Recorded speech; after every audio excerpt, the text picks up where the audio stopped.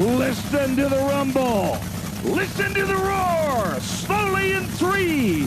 They'll be flying off 4. Watch them now.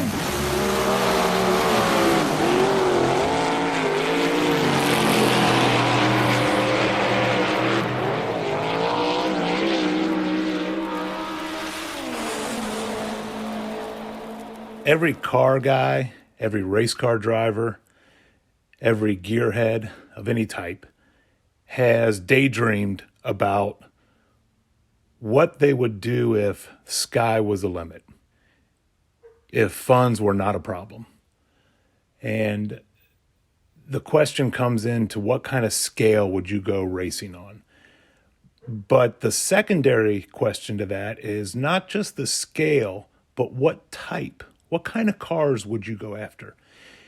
If you were into vintage drag racing, would you just go vintage drag racing, or would you go find Big Daddy Don Garlitz's Top Fuel Championship winning car and go race it? Would you go find a F1 World Championship car from the 70s, buy it, and go race it? My friend Dean Butler is fortunate enough to have been, and he still is, in that scenario. Dean started a large company, and we'll discuss that in the podcast, and you'll recognize the company. He started the company on his own, built it up from nothing, made it what it was, sold off part of it. The part he kept, he moved to Europe and grew it to enormous size.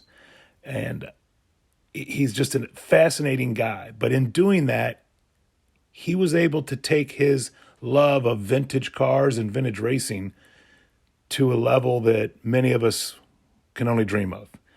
Not only the scale, but the cars he was in and the tracks he's on. In this podcast, he discusses some of the places he's raced and the things he's seen, and it's amazing.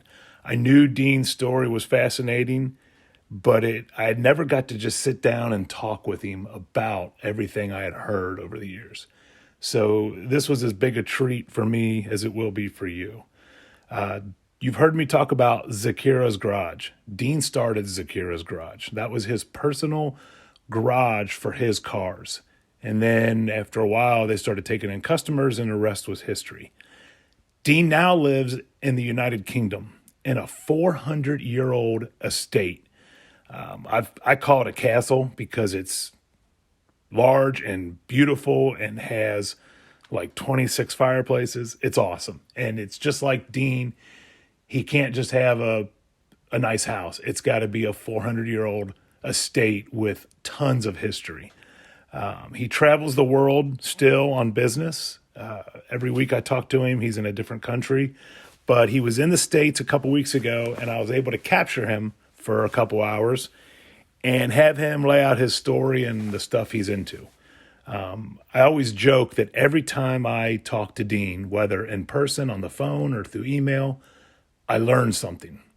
And it's not just like a little tidbit thing. It's always something huge, some major historical fact that I didn't know, or the origins of a certain car that I had no idea traced back to, American racing, something like that. It's always fascinating. It's not always car stuff with Dean. You'll hear. We did this podcast at my dad's shop, and it was about 15 degrees outside. So I cranked up the heat, got the garage as warm as I could, and then turned the heater off to try to get good sound. At one point, it got just so cold that we had to kick the heater on for a little bit. And during that time when the heater's on, you'll have to turn it up a little bit. It's a little hard to hear. I apologize, but it is what it is. We weren't able to set up in a studio for this one. We had to do it on the fly. Because of that, at one point, Dean takes a phone call. And like I said, he's a busy guy and he travels a lot.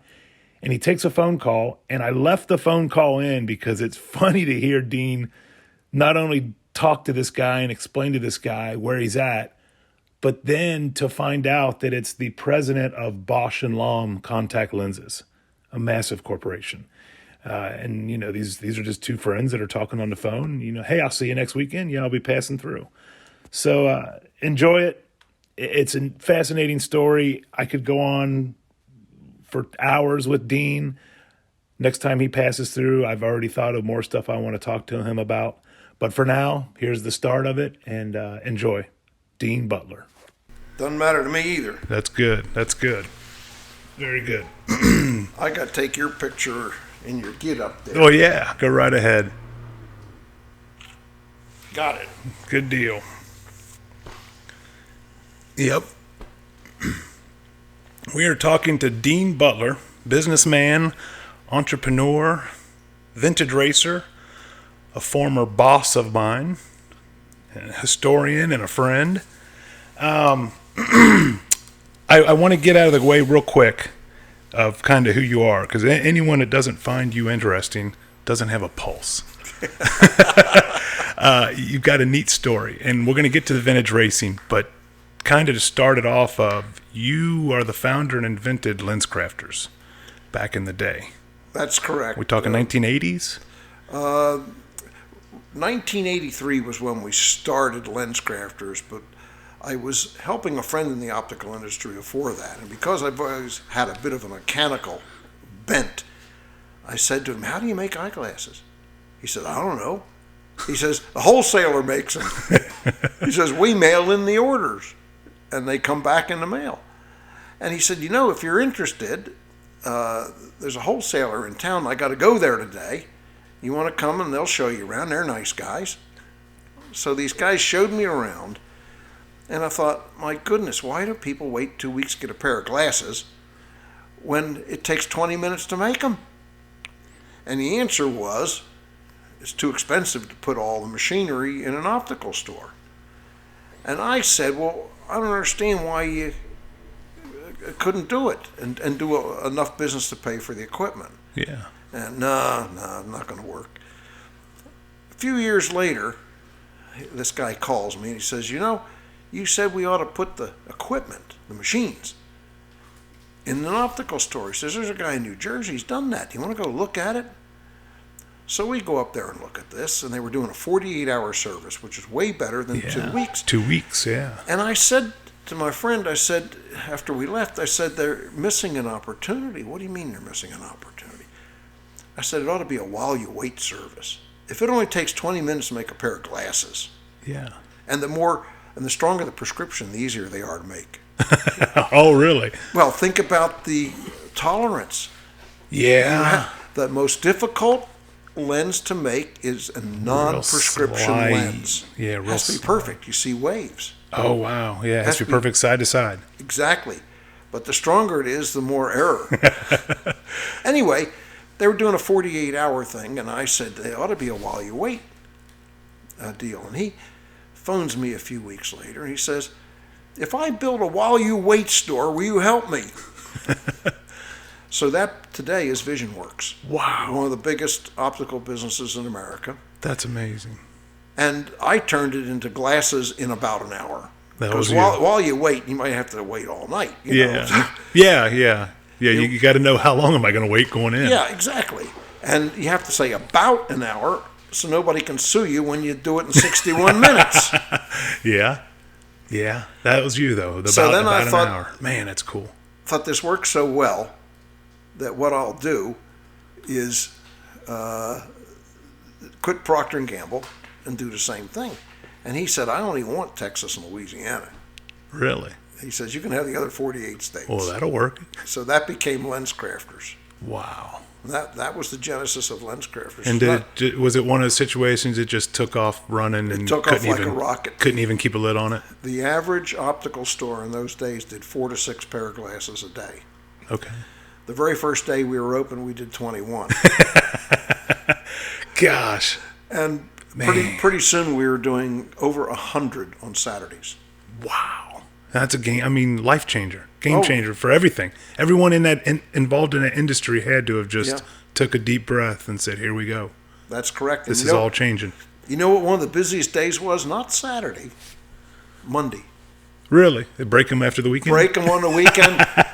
Drop their glasses off the boat. Yeah. Well, yeah. Phones are like that today. That's right. Monday morning, guys need their phones because they broke right. them over the weekend. That is cool. One of my favorite stories from back in those days was we didn't want to pay a lot of money to film commercials. So we went to Channel 12 in Cincinnati, WKRC. I made a deal with them. I'd buy time, advertising time, if they would use their news crew to do the filming, because I would do the directing and everything. I said, all I need is a camera and sound equipment. Yeah. So they started doing that. And then the news anchor saw how successful we were being. He started coming out to the filming. Yeah. And he tried to get me to hire his son, who was a shoe salesman. Okay. And I said, well, I'm free. Why am I going to hire anybody? I was doing it myself. You may remember some of the commercials. Maybe you're too young, but back then we said, did you just wait for your last pair of glasses? Never again. Now you can have glasses in about an hour. I remember about an hour growing up, hearing that tagline. But this guy wanted me to hire his son, which I wouldn't do. And he brought his son out a couple times and wanted him to try out and all that. Guess who the son is? George Clooney. Oh, no way. It was Nick Clooney. Yeah, I knew they were a Cincinnati family. Yeah, and so I can brag that I'm the first guy to not give George Clooney an acting job. Yeah, he didn't make the cut. I like that. That's pretty good. I knew his mom and his father were prominent people around here. His family. aunt was the most successful in those days. His aunt was Rosemary Clooney. Okay. She had the Rosemary Clooney show. It was a national. I knew of Rosemary, but I didn't know that was his aunt. That was his aunt. They weren't from Cincinnati, actually. They're from Maysville. Okay. Maysville, Kentucky. Yeah. Yeah, I'm familiar with Maysville. Yeah. A lot of people are. That's cool.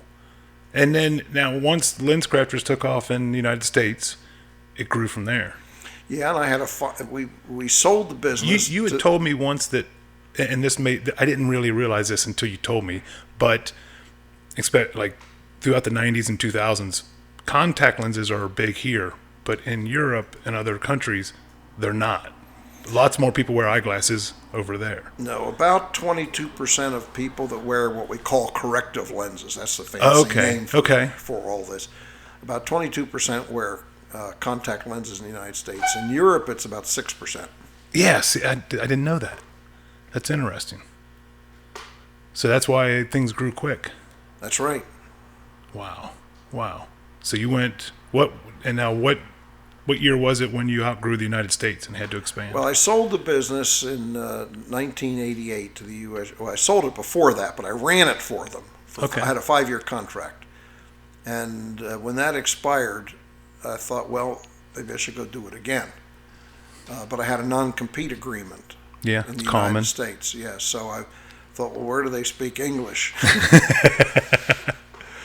So we went at the same time to 2 places. We went to the United Kingdom and Australia. Wow. And did it there. And then the United Kingdom business expanded and expanded and expanded to where we eventually had 2,200 stores in 29 countries. 29 countries. Including the Soviet Union. Before it was just Russia. Okay. So we had the first majority foreign-owned business ever chartered in the Soviet Union. And that was due to contacts we had with my Russian partner who knew Gorbachev, who okayed it. But only 2 years ago I found out who signed all the paperwork. Vladimir Putin. Really? Everybody thinks he's a KGB guy. I mean, come on. He worked for the KGB, which is the Russian FBI. But he wasn't a spy or anything like that. Yeah. He was a guy who analyzed, they say vetted, foreign companies that wanted to do business in the Soviet Union. He was the guy who decided whether it was okay or not. He wasn't a spy. He was definitely the guy that signed off then. Yeah. He signed off on it. His job. Exactly. I didn't know that until recently. The guy I did know was the mayor of St. Petersburg, Russia, Mayor Sobchak. Okay.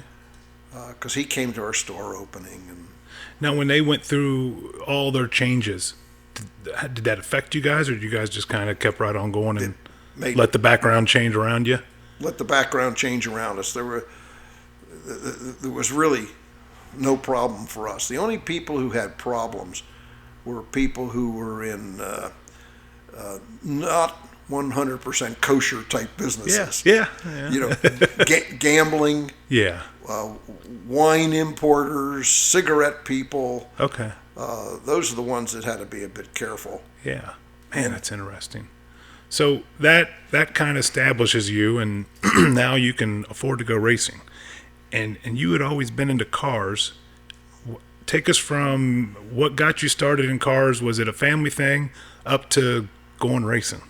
Well, I have a baby book that my parents started keeping for me when I was really young. And I think they worked on it for a couple of years and then forgot about it. Were you born here in Cincinnati? No, I was born in Philadelphia. Okay. That's right, because Don has talked about. Your brother Don was my boss for 7 years. Right. So anyway, what happened was I'm forgetting what we were talking about. Your baby book. The baby book. What happened was I got this thing out and I started filling it in. And I remember I wrote in it said my age, and I wrote 10 and a half. Remember how you used to call yourself 10 and 10 in 3 months. That's right. Yeah, I'll be 11 in 2 months. You're not 10 anymore. So I wrote in there 10 and a half, and then going through it, there's things that said hobbies. And I still have this book, and where it said hobbies, I wrote one thing. I spelled it all wrong, of course. I wrote old times cars. Oh, really? Old times cars. That's cool, though. You knew back then. Yeah, I knew back then that's what I wanted to get into, and I can still remember. Wow. I can still remember there was a gas station several miles from us that my father would stop in when we went driving outside of Philadelphia. And I always wanted to run into the back of that gas station. This is when I was like 8, 9 years old. Yeah. Because I remember there was a Stanley Steamer, there was a 1908 Buick, there was an International Harvester high wheeler. Wow. And all these old cars sitting in the back. And I thought that was great stuff. Yeah. Yeah. Still is. Yeah. You were right. Man. So then it came, then when I turned 16, the day I turned 16, I got my driving license. And the same day, I bought my first car. And what was that? I still have it. Oh, yeah? 1953 MG. Really? My father offered to buy me a car for my 16th birthday. Then I found out it was going to be a Volkswagen Beetle. He didn't have the same taste you had? I didn't want a Volkswagen Beetle. Can you imagine when you're 16 years old? That's 1961. Yeah. Who wanted that crappy old Volkswagen Yeah. Beetle? Now I wish I had one. Oh, yeah, but it's different. Yeah. But when we were really young, I think about 6 years old. No, it was 1948. I was 3 years old. We were 3 years old. We had to move house because they were going to build an airport where our house had been in Philadelphia. Okay. And I remember we were looking at houses, and my father stopped and asked for direction on a car lot. You old enough to remember when car lots were just a little wooden hut and a string of light bulbs hanging all around? Yeah, used cars and that. We went in there, and there were 3 brand new MGTCs sitting there. A black one, a green one, and a red one. And I thought, whoa.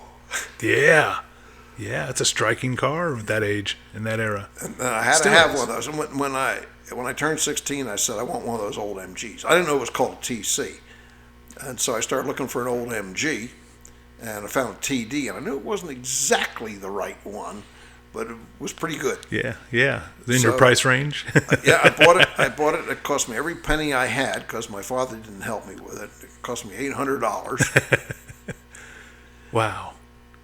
And was it pretty good running car, or did you learn to work on cars real quick? I learned to work on cars real quick because it was using oil. That's usually how it works. Exactly. But that's good. That's how a lot of guys learn their trade. And then I decided to start messing with it. Oh, yeah, a little more. There was a junkyard on Staten Island, which was 80 miles from where I lived. It was called Stucker's. I can still remember. And Stucker's had only foreign cars. Oh, It was wow. a foreign car junkyard. And you go in there, the stuff that was in there. I went in there one time, and there was row after row of brand new 356 Porsches. Shit. And there were some special models in there too They'd broken loose in the hold of a ship, and they banged against each other. They weren't in that bad a shape. Today we think they were fine, Yeah. But they were all, dented up all over the place, and Porsche put them in the junkyard. Wow. And this guy was selling parts off them and so forth. Jeez. He wanted $300 for one of those. And I remember one time I went in there and he had an MGPB, which is about 1934, and the hood was missing, what we call the bonnet in England. Yeah. Other than that, it was complete. Because the hood was missing, he wanted $100. Oh, man. But I had no idea where I'd ever get a hood for it. Yeah. Right? Yeah. Jeez. So I didn't buy it. But anyhow, I went in there one time, and by then I'd learned a good bit about these cars mechanically. And I knew the front suspension on a TD was the same as on the MGAs. Yeah. And there was a brand new 1962 MGA. It had been hit in the rear. Usually cars are hit in the front. Yeah. Yeah. This has been hit in the rear, and it was wire wheels and disc brakes. Oh, man. And I knew the suspension would swap right onto my car. That's a big upgrade. So I put the wire wheels and disc brakes on, and then I put an MGA rear axle in for a lower numerical ratio. Yeah. Give me approximately an extra gear. And then I put twin fuel pumps on it. Dang. And then I put a TF1500 higher capacity head on it. And then I put 1.5-inch SU carburetors instead of the 1 1/4 inch Yeah. carburetors. This thing is coming alive. Yeah. Anyhow, got all that done. Drove it that way for years and put it in a barn for a while. Where did you do that work? In the driveway? In the driveway. Yeah. I mean, it's guys today they take for granted shops and garages and Yeah, stuff. I literally did it in the driveway. Anyhow, got all that done. And then when I went away to college, we put the thing in a friend's barn. Okay. And he started a car restoration business. And the car was getting kind of beat up by then. I said, I ought to have you restore this thing. And I kept all the original parts. In fact, still have them because you shipped them to me. They're in there somewhere. In the containers in there somewhere. So all this stuff got swapped around. I kept the old stuff, and I said, put all the old things back on because, the car ought to be original. Then I went out there to see the car when he finished it. I looked at it and thought, that's not my car. Really? My car had wire wheels and disc brakes on the front. Yeah. So I said, swap it all back. I like what I made. Yeah. Yeah. So that's the way it is today. Really? Yeah. And you have it over in It's the in UK. England. Yeah, in the England. It's in England. That is cool. It's what the Brits call a left hooker. Oh yeah. Because the steering wheel's on the... So is that rare over there for one of those cars to be a left hooker? Reasonably rare, Cool. yes. Yeah. But you know what?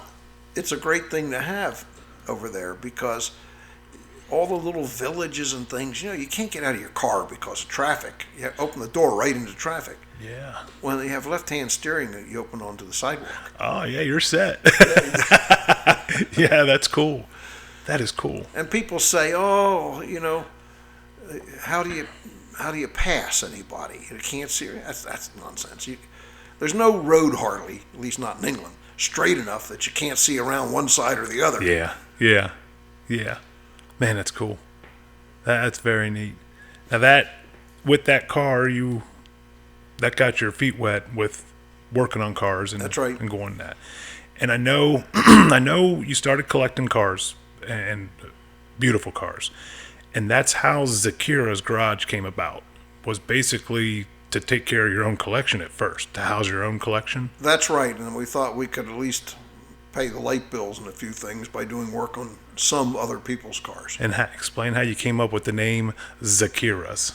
Well, when you register a company anywhere, I guess, but this was in Ohio, when you register a company, it has to have a name.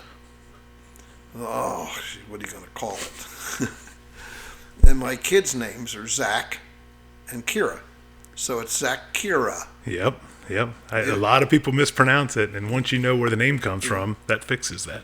Well, it was never intended to be a name used commercially. It was just a name on paper. Yeah. To get the Secretary of State to give us our paperwork. Yeah. Yep. I've heard it Zachariah. I've heard all kinds of stuff, but never. that's cool. Now, what year did you form ZAKIRAS? Was it 92? 92, 93? Was it that early? I can't even remember what year it was. I think I was in high school. It was 90, 91 maybe. Okay. Because I think we actually had the name before we had the garage. Okay. And that was... So that's 30 years ago. Yeah.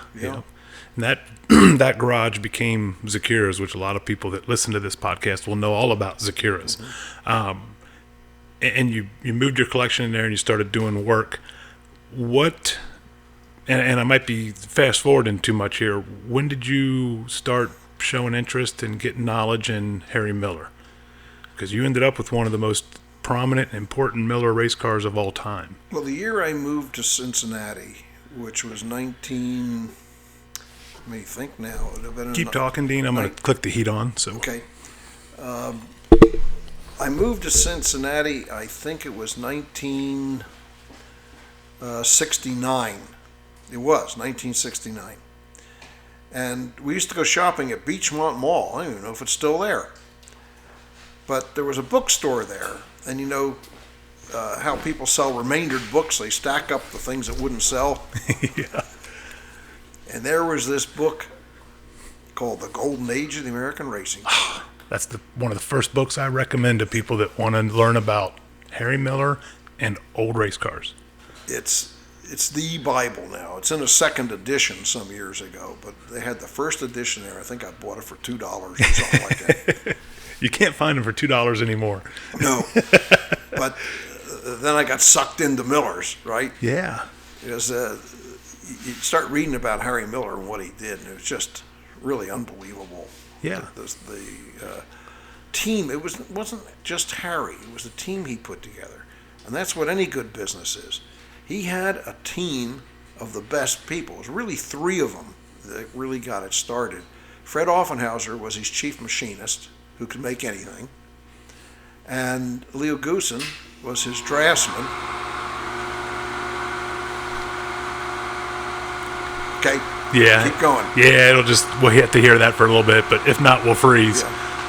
So I started learning about all that, and then I was out in California one time, and when I was in California, I met Leo Goosen because a guy named Tom Center, who was a Bonneville racer, ran a 32 Ford with an Arden in it. Oh, wow. He did 200. Jeez, that's excellent. He did 200 with that high boy.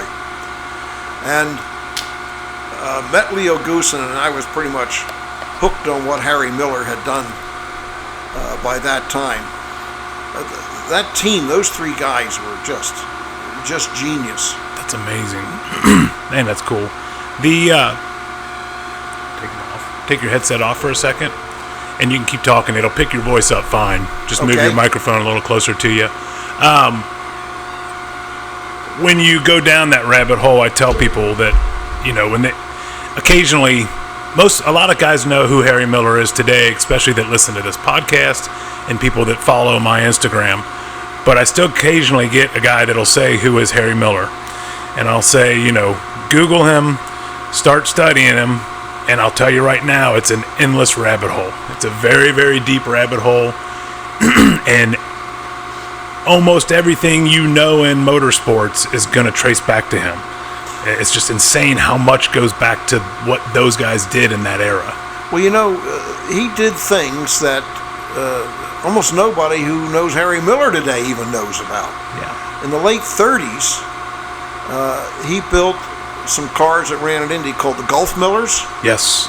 And they were monocoques. Did you know that? I didn't know that. I know the Gulf Millers, but I didn't. You're right. I've been around one of the Gulf Millers. I did touch-up paintwork on one, and while we were doing it, I pulled the panels off and looked. And now that you say that, I remember the. It's a monocoque. The problem with it was the monocoque was full of fuel. It was a box section type monocoque. Wow. And they had a bad fire in one of the garages when they sprung a leak one time. Yeah, But did you know that car had a type of disc brake? I knew that. They're very It was intricate. like a drum and a plate, where a plate pressed on the inside of the drum. And the engine was a 6-cylinder rear engine car. And, the only other people that were doing that at the time was Auto Union. Yeah. And there's a picture that I have in one of my books, and you show it to people, they really scratch their head. Tazio Nuvolari was the top driver for Auto Union. And I've got a picture of one of the Golf Millers sitting at Indy with Tazio Nuvolari sitting in it. What? Really? So those guys knew what each other were doing. Yeah, they were checking each other's workout. That's exactly right. Have you ever seen the carburetors that Harry Miller made? Some of the very first things he ever built. They're barrel throttles. Yeah, I was familiar with the ones that were on the 1923 Milton car.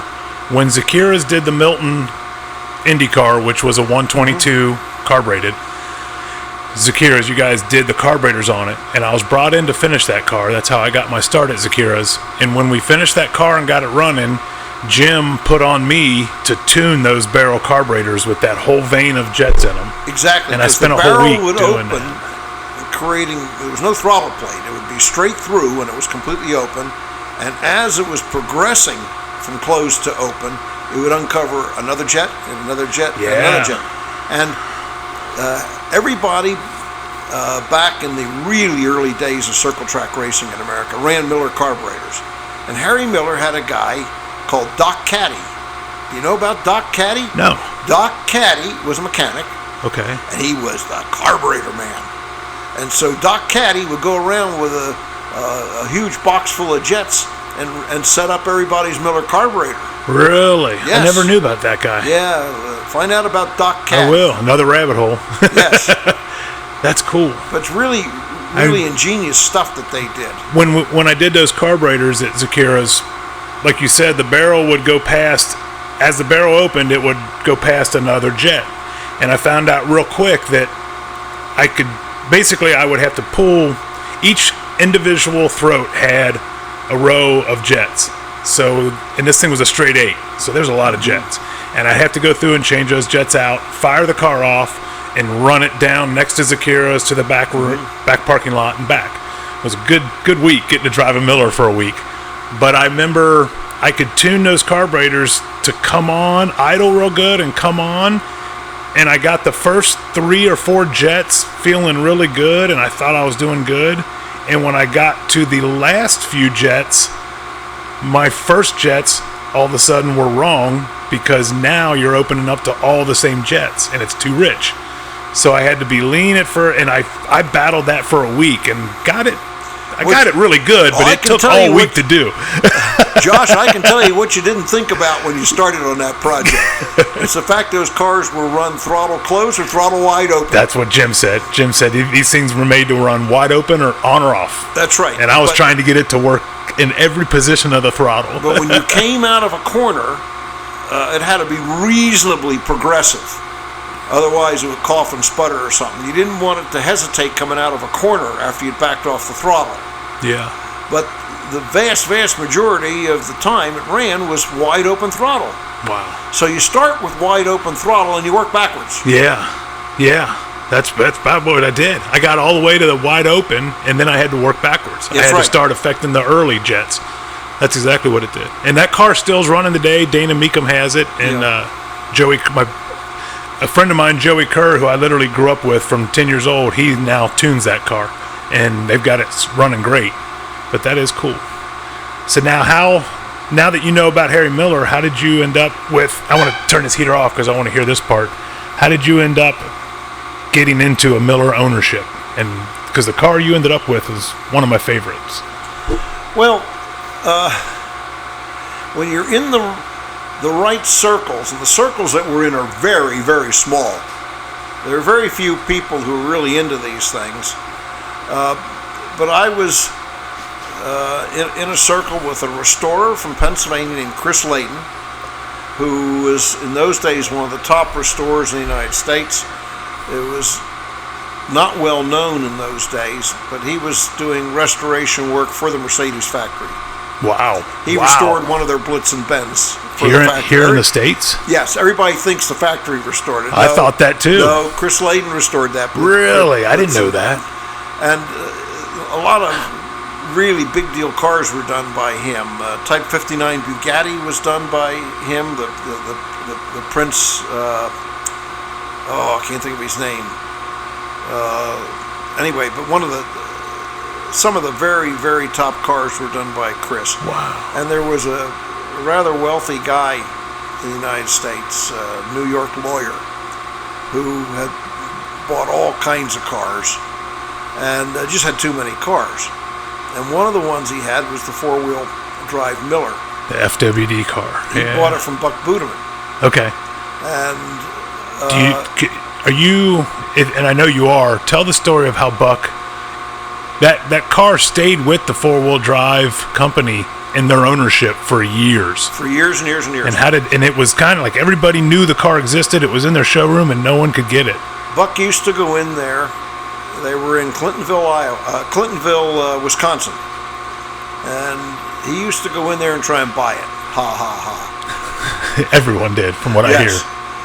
Yeah, everyone did. And at this point, the car's sitting there unrestored the way it last raced. The guy who tried, but it had last raced seriously in 1952. Okay. So was that at Pikes Peak or? No, this is after Pikes Peak. It was running in New England on hill climbs. Oh, okay. Yeah. Okay.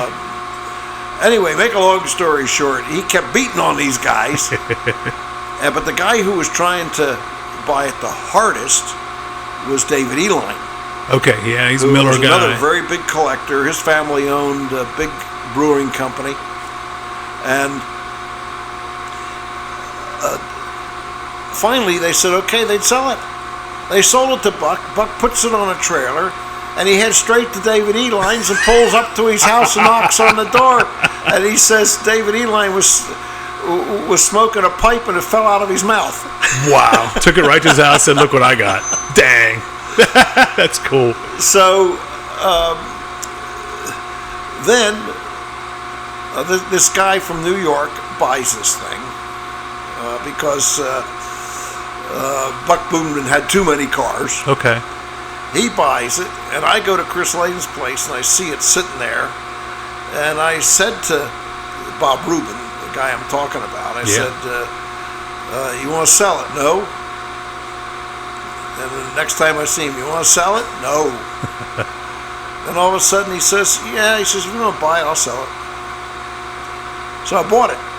And we ran that car rather seriously for a long time. When it went to Goodwood, that was under your ownership, That's correct? right. Yeah, I drove it at Goodwood. Oh, that's so cool. Several times. That is so cool. I'm not a very good race car driver, but my favorite story of driving that car, we took it to Australia. And we took it there for the purpose of running in a support race for the Australian Formula One Grand Prix, which is the first Grand Prix of the year. Okay. So we actually ran it a few times down there, but then we would run it in other historic events. We'd leave it down there for a few months. Okay. And went to what's called Winton Speedway. Winton. Okay. Winton Speedway. And that car had a lever next to the gear shift that would lock or unlock the center differential.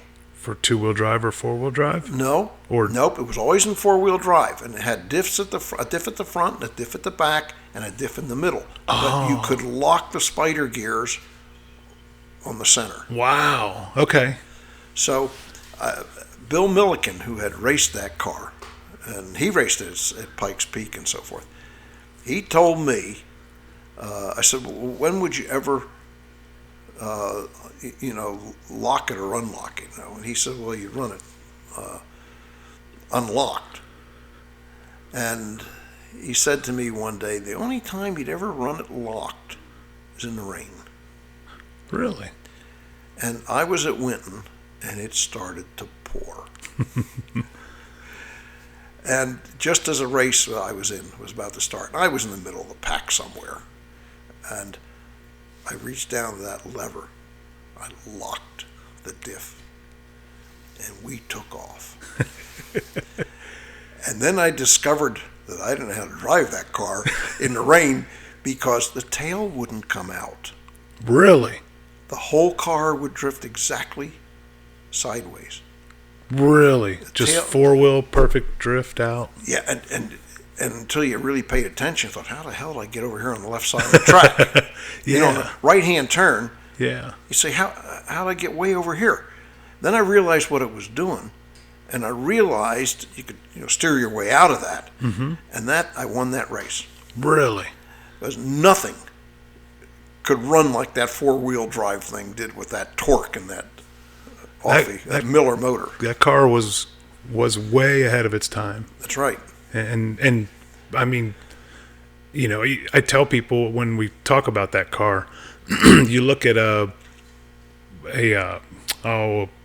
rally car today, an all-wheel drive like a Subaru, all-wheel drive, big horsepower, can just the best handling. The Pikes Peak record just got set by an all-wheel drive car, and that's why that four-wheel drive race car was so groundbreaking. That's right. He knew then that this was the future. But he did something else that people hadn't done well in those days, and he used constant velocity joints in the front. Okay. Properly designed constant velocity joints. There had been four-wheel drive cars before that. In fact, Bugatti built a car, four-wheel drive, 5-liter, straight 8, Type 53. You're right. He made it work. You're exactly. No, Bugatti didn't. No, I mean, I'm saying Harry Miller was the guy that actually made the front-wheel drive work and the four-wheel drive work. Exactly. The Bugatti didn't have constant velocity joints. Okay. It just had, what's really just a universal joint. And when you turn a universal joint, if you hold one in your hands and turn it, when it's a straight through drive, when the spider gears are all parallel to each other, not spider gears, but when everything's parallel in a straight line, everything turns at the same speed. But when you turn the output bit a little bit, it speeds up and slows down every revolution. You're exactly right. And that makes the whole front end go, Yeah. People don't stop and think about that. Yeah. Oh, yeah, I didn't. I mean, I know exactly what you're saying. Now you know why a constant velocity joint is called a constant velocity joint, right? Yeah. And he had figured that out. Harry Miller had figured that out on his front-wheel drive stuff? Actually, there were people who'd figured it out beforehand, but they didn't really apply it. Okay. What was his name? Cornelius Van Ranst had gotten it right. Okay. With the cord, the front drive cord. That's why Harry was so big on cords. That's right. So there were people who'd gotten it right, but there are a lot of people who'd gotten it wrong. Because one time Harry Miller put one of his V16s in a cord. That's right. As his own car, as his driver. That's exactly right. And that was front drive, not four-wheel drive. Yeah. Oh, that's interesting. That's cool stuff. Yeah, a guy named Cornelius Van Ranst from Detroit is the guy who did a lot of that engineering. And that's so neat. Now, one thing you mentioned there, that you were racing the four-wheel drive in vintage races. And I know from seeing your pictures and the guys you were racing with and just knowing, you guys were racing. You guys were running pretty dang on hard for what those cars were. Historic racing in Europe is racing. If you've ever watched any Goodwood footage, you know what Dean is talking about. And if you haven't, go watch. I drove a race car called ERA R1A in the very first Goodwood revival race. Really? When was this? That was 1980. I'm trying to think what year was it. Explain, just in case anyone listening doesn't know Goodwood, explain what Goodwood is and about the driveway and the racetrack and the grounds and everything. Yeah, Goodwood is an estate, a huge English estate. And the guy who owns it is a direct descendant of Henry VIII. Wow. And I didn't know that. I knew he was a duke, but I didn't know that. Yes. or I'm not sure the correct title. Well, it depends on whether your father's still alive. Okay. You're. I learn something every time I talk to you, Dean. That's why I like talking to you. The titles are confusing until somebody explains it all to you. But before his father is the Duke. The highest level is the Duke. He is Marquis, Marquis, until his father passes away. But both are addressed Lord. Oh, okay. So it's Lord March, and his father is also Lord March. I've heard the Lord March terminology Yes. with Goodwood. Wow. But that's not the title. That's the way you address people. Like Mr. or Sir. Exactly. Okay. But his family's been into motor racing for years and years and years. And they have a long, long driveway that goes up a hill. And that's been where they had what's called the Festival of Speed now for nearly 30 years. It started in 1993. And then in 1998, so 5 years later, they have their own airfield. And it used to be a racetrack on the periphery, the outer roads. Yeah. And they resurrected all that, got it going again, and turned it back into the racetrack that it had been in the 1940s.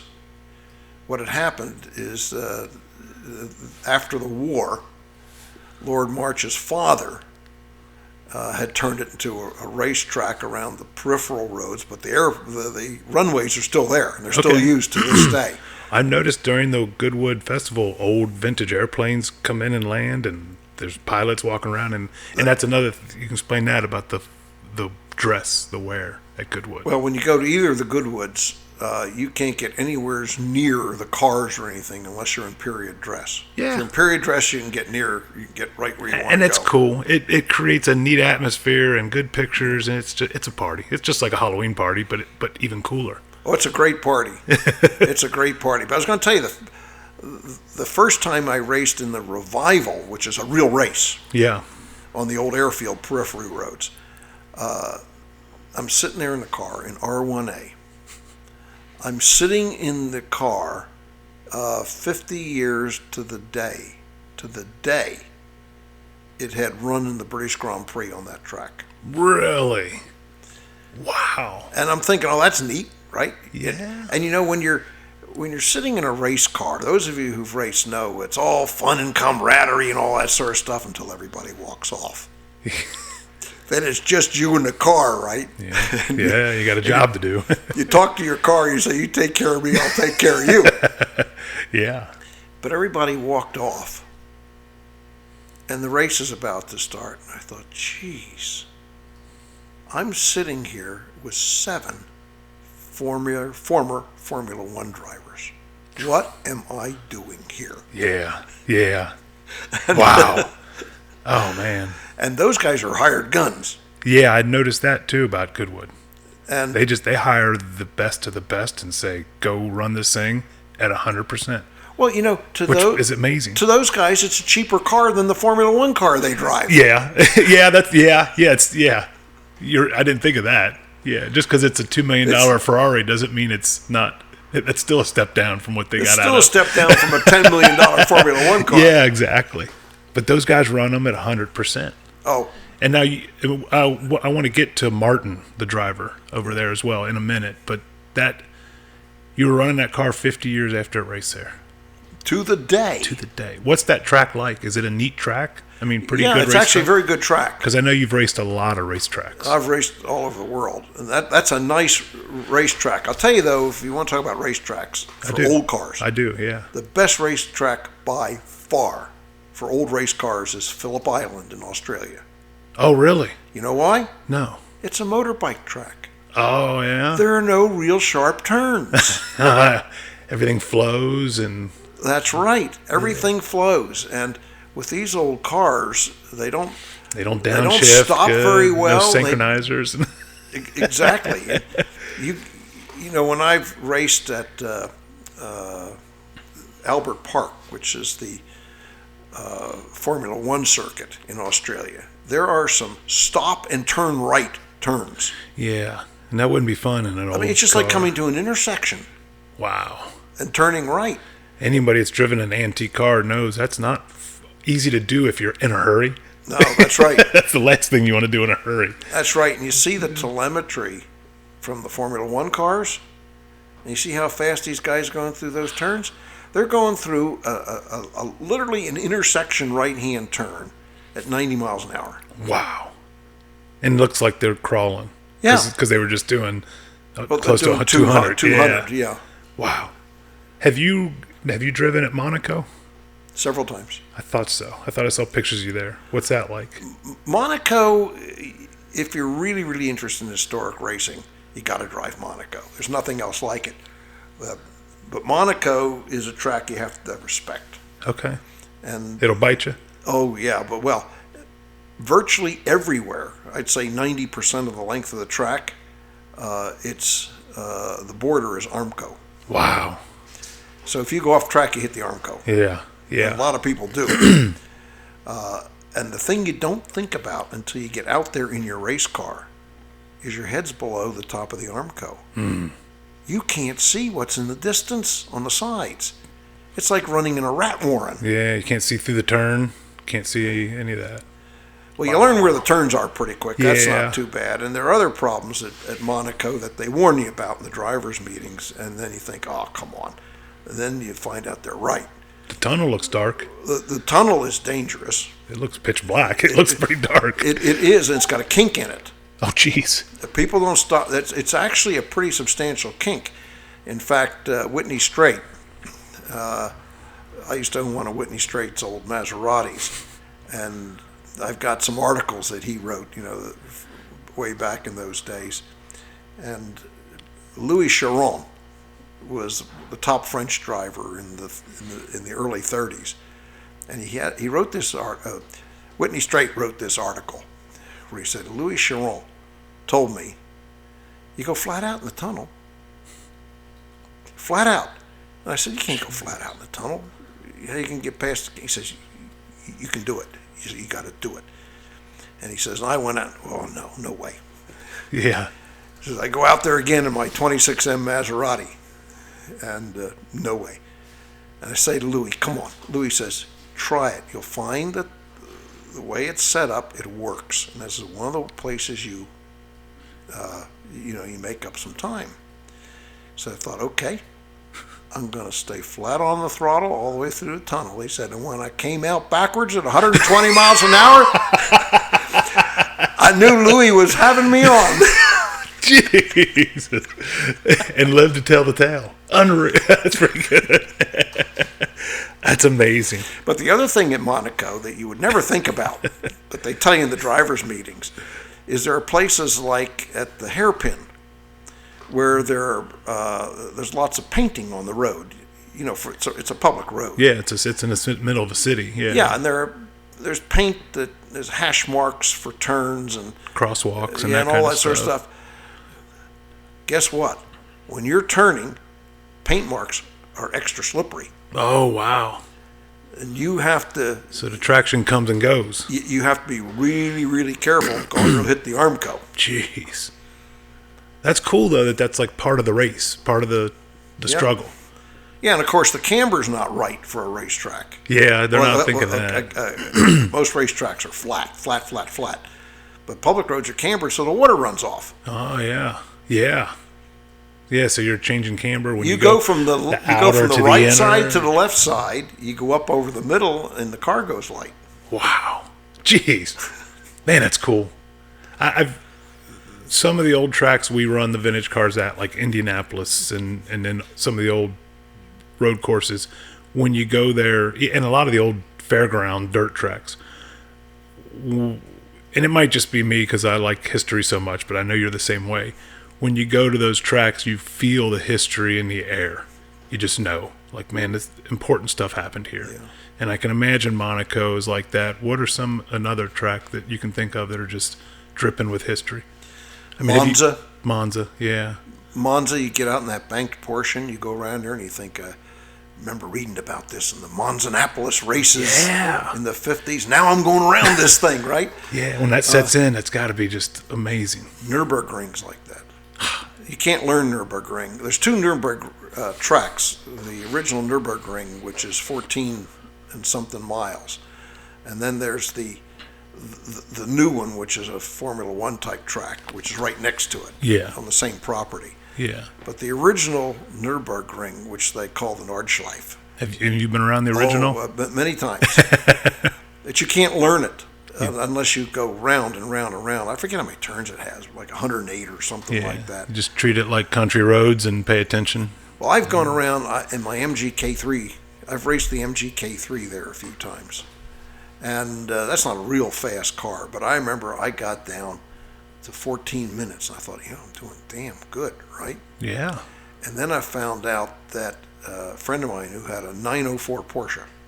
Oh, okay. He did a lap of 904. Jeez. Which you can't forget, Yeah. Whoa. Wow. And then you think, how in the world can you get down to that? And you know what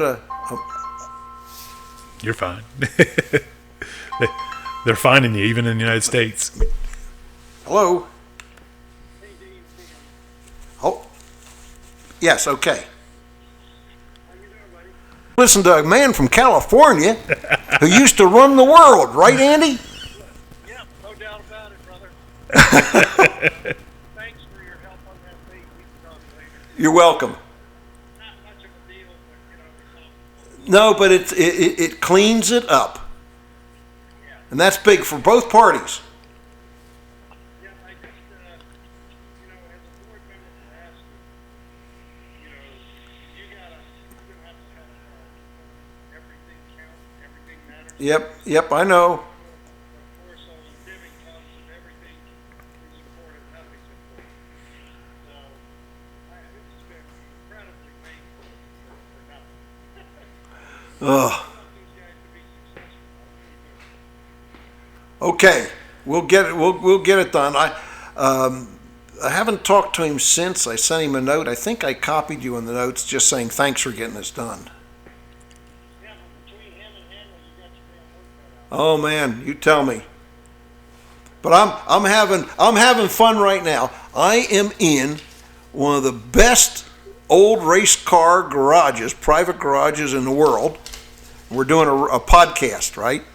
And I'm sitting next to a 409. She's so fine, my 409. Yep.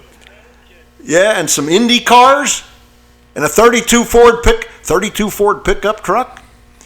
Some sprint cars. Really, really great stuff. I'll send you some pictures of this place. You wouldn't believe it. Please do. I have a friend who's just sold this is not to that level, but he had an Oldsmobile 442. Yep. I love it. Well, the guy I'm sitting with does these historic racing podcasts, and that's what we're doing right now. But he's a famous guy himself because people bring him cars that are all restored, and he gets the job of painting them so they look old. Right, Josh? That's one of our many talents. That's what he does. He is one of the few people in the world who can paint a car and you cannot tell the paint is brand new. No way. He knows how to. Yeah. Go. Okay, I'm going to send you some pictures. Thanks. Right. Bye. More racers. That's President Balshamam. Oh, that would work. And he's a car guy, it sounds like. Yeah. That's cool. Lives in Newport Beach. That's very cool. I'll see him. I'll be at his place next. That's cool. That's very cool. That's cool. We were on historical racetracks in Nürburgring. Yeah, I was going to say about Nürburgring. There's something about going around a track like that that just makes your hair stand on end. Oh, yeah. You know where you are. What happened there and who's been there. Exactly. And Exactly. So Nürburgring is one. I'm trying to think what others are really, really interesting. Monza, of course. Well, Le Mans. Yeah. We say Le Mans, but when you go to Europe, it's Le Mans. Yeah. I've wondered that because I deal with enough guys like you to where I've started saying Le Mans, and then people look at me funny. I guess it's just wherever you're from. Le Mans, I've raced at Le Mans twice. Jeez. And one time when it was time to change drivers, and I went out at night, I came back in. Really? I'm not going to drive out. I'm not going to drive 130 miles an hour in the dark. Just not going to do it. It's just crazy. Wow. Now, what kind of race was that? What was going on for that? It's what they call the 80 Heures de Mans. Okay. 24 hours Le Mans, historique. Wow. And so you're constantly changing drivers. Now that would be even bigger speed changes differences than the modern race, because you'd have cars out there from the 30s and all the way up to the 80s. Yeah, and I can remember when I was racing my MGK3 there once. I mean, there'd be McLarens out there with you. There'd be everything out there. All sorts. God. I was racing one time, and there was a guy who I know from Germany with one of the really super rare, expensive 1920s blower blown Mercedes. Okay, You know, wow. a vertical supercharger in front of the engine. Mm-hmm. And his car and my MGK3 were absolutely identical in performance. And we get on the Mulsanne straight, and it was fun because he'd look at me and I'd look at him, and we wave our fist at each other, and we could not get past each other. You guys had your own battle going there for That's lap right. after lap. That's cool. And it's good fun. In fact, historic racing in general, where the cars are all spread out because of the speed differentials, is really interesting, because when you get onto the track, say there's 30 cars, and say it's 2.5 miles a lap, which is typical. After everybody spreads out, and before somebody really fast starts to lap you, which starts to happen, really only near the end of a 10-lap race, you can't see anybody else except one or two cars. You can't see them. Yeah. And it's just you and one other guy racing. And we've talked about that. You could have the funnest race of your life and come off smiling and have been racing for 12th and 13th. That's right. But if you and another guy are the same and you guys trust each other and have a ball, that could be the best race you've had in years. That's right. And it's still like that. That's right. And especially in Europe, you're not going to win a race. Yeah. Even if you have a superbly prepared car, you're not going to win a race because they got these ex-Formula One guys out there. Tell us about Martin. Well, Martin Walford has done a lot of driving for me. He's ex-British Formula 2 champion. That became your hired gun, basically. That's right. He's very, very, very competent driver. And if we were ever going to do really well in a race, Martin had to drive the car, not me. Okay. But Now, was he into old cars, or is he just a race car driver that'll drive anything? no, he's into old cars. He has one old race car, which I sold him, which is a Formula Junior. Okay. It was the Peter Arundel car that won the world championship in Formula Junior Oh, wow. in 1961, I think it was. I got to think of what year's what. Okay. That car still, to this day, holds the record for the number of FIA race wins in one season. Really? 22 wins Jeez. in one season. In one season. 22 out of 24 races. Wow. Nobody could touch Peter Arundel. No, I mean, that's domination. That's like rule change domination, usually. When someone does that, they change rules or something. Well, we restored that car and got it into really superb racing condition, and I invited Peter Arundel to come drive it at Road America. And at first he didn't want to. He hadn't driven for years and, this kind of thing. And then he shows up and put him in the car. He goes out for practice, and he's doing fast laps and slow laps and really slow laps and then faster laps. And what the heck is this guy doing? Well, I found out later after talking to him. He knew he could drive as faster than anybody. The key was to find out who was fast. Oh, really? So he didn't know these drivers, right? Yeah. So he was out there messing around during all the practices to figure out who was fast. And he figured out that the fastest guy was a guy named Ollie Klubein, who was a Canadian road racing champion. So he figured Ollie's the guy he's got to be able to beat. And Ollie had a very good car, very similar car, very good car. So Arundel says to my mechanic, I want to change gear ratios. And the Hallebrand. Yeah. My mechanic comes over to me. He says, this guy's crazy. He says, I've raced, I've done setups here for years. He says, that's just the most ridiculous gear combination I've ever heard of. And I didn't ask him exactly what it was, but he was moaning and groaning, this guy doesn't know what he's doing. I said, do me a favor. This is for fun. Yeah. Just do what Peter wants. Yeah. So they have the final qualifying session. Ollie Klubein was on the pole. Really? Peter Arundel was second. Come around on the second lap, Peter's beating him. Peter wins the race easily. Really? And Ollie Klubein gets out of his car, throws his helmet on the seat, and walks over to Peter Arundel. He says, "You passed me on the carousel on the outside in the gravel. Nobody's ever passed me on the carousel, and let alone in the gravel. How the hell did you do that?" Yep. And I asked, then they had a consolation race. So Peter says, "You drive it." So I get in it. Yeah. But how's he drive with these gears? Just. I went from first to second, normal, Yeah. and then third. I couldn't tell the difference between third and second, Really? and a big jump up to fourth. I come back, I'm just totally confused, right? So I asked Arundel later. In fact, he wouldn't tell me what he'd done at first.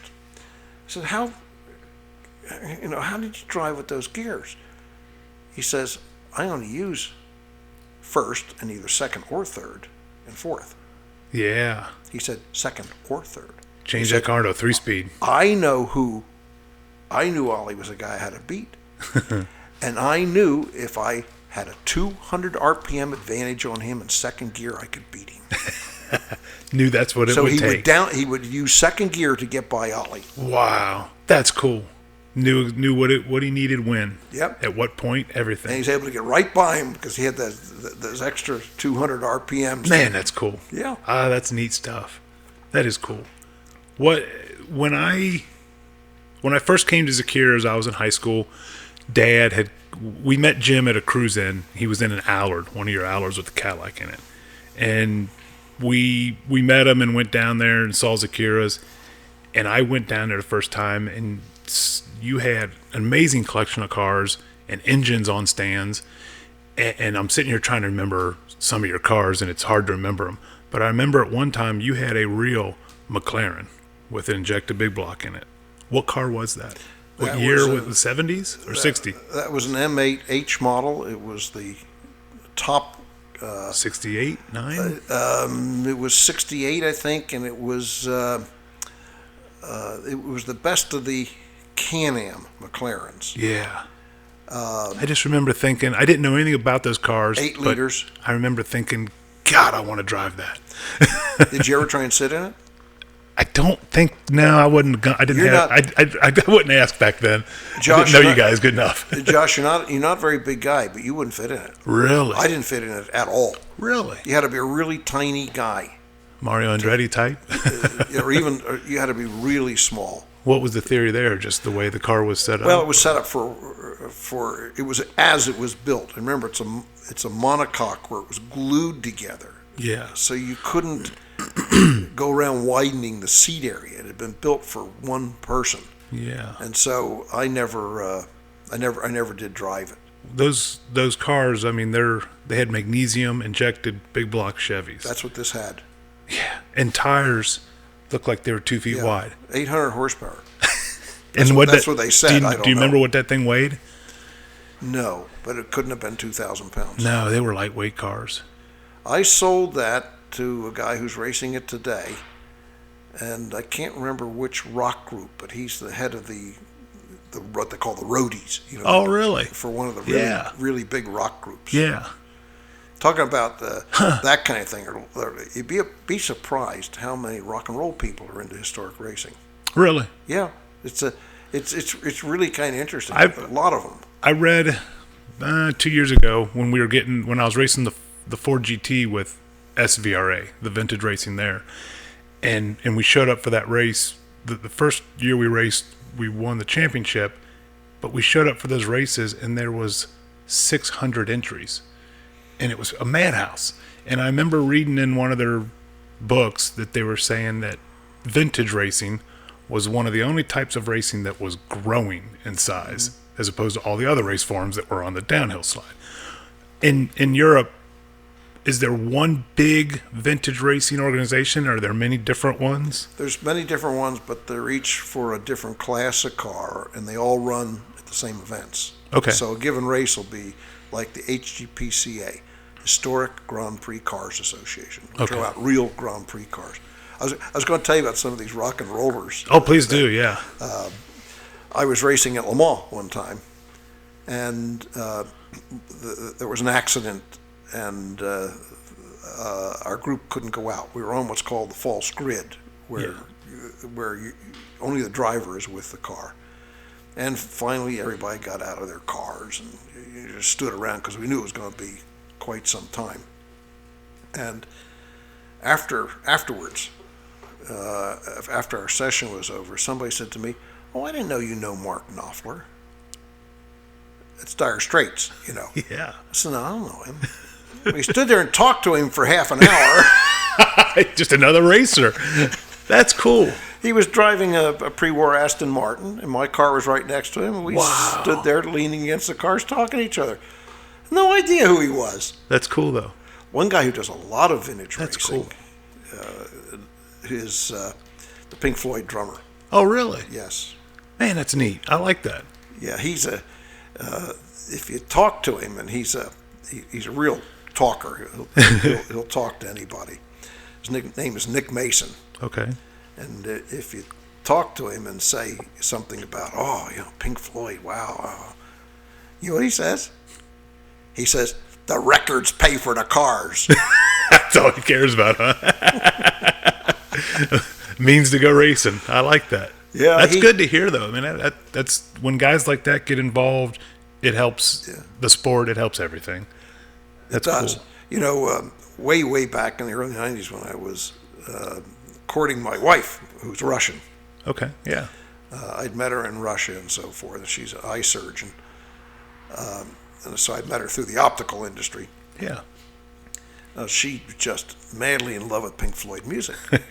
So they remastered some of their earlier works into pure digital, and then they sold a set of discs that were pure digital, and they were like $200 or something, to buy this old set. So I coughed up the money and bought this for her. And then I was at an event, and I took it with me because I knew. Oh man, you knew the guy was going to be there. I knew he'd be there, and I said, "Look, this is not the environment to ask for autographs and so forth, but would you sign this for my girlfriend?" "Yeah, of course I will." And he wrote on it, "To Russia with love." Signed, Nick Mason, the Pink Floyd. That's cool. Oh, that's cool. That's one of her great treasures to this day. You were a hero. That's Yeah. neat, man. That's a neat piece. Yeah. Oh, that's cool. That's good to hear. What were some of the? You've owned a few Indy cars, but what were some of the more famous race cars you've had over the years? I know you own the Jim Robbins Indy car, one of them. The Jim Robbins car is special for me because it is the first real four-wheel disc brake car ever run. I remember reading that about it. Yeah, because I read a little bit about that car. There are arguments about what was the first four-wheel disc brake car. The first car to have disc brakes with discs on all four wheels and calipers like we have today. Guess when? Oh, I've been down this. I've been fooled by this before. You'll be fooled again. Teens or 20s? 1907. 07. Jeez. Manchester in England. Was it an aircraft thing that they had developed? No. They just thought this was a good idea, and what they had is a piston on one side, like small modern cars have, where the whole caliper moves sideways. That's how Hallobrand brakes are. One piston and the whole caliper just moves. Well, slides. that's what's on the Jim Robbins car. Yeah. Those are aircraft brakes, but they did it. 1907. Yeah, they did it in 1907. Look up Manchester sometime. Oh, I will. Disc brakes, and you go, wow. And then, of course, Crosley did it in 1948 with the Hot Shot, some of their cars. They had little itty-bitty kinds of disc brakes, but I don't count those as, real race cars, if you will. And they abandoned them. You know why they abandoned them? They stuck on. Oh, The really? piston didn't return. Got yeah. If you had any rust or whatever Yeah. build-up, you put the brake on, then you were stuck. Halibrands do that. If they're, Yes. I deal with that. I got to rebuild the things. Yeah, you hit the pad and they stay on. But people say, well, the C-type Jag that won Le Mans in 1953 was the first four-wheel disc brake car. No. And you look at what the Jag said, and everything they said was absolutely truthful. Here's what they said.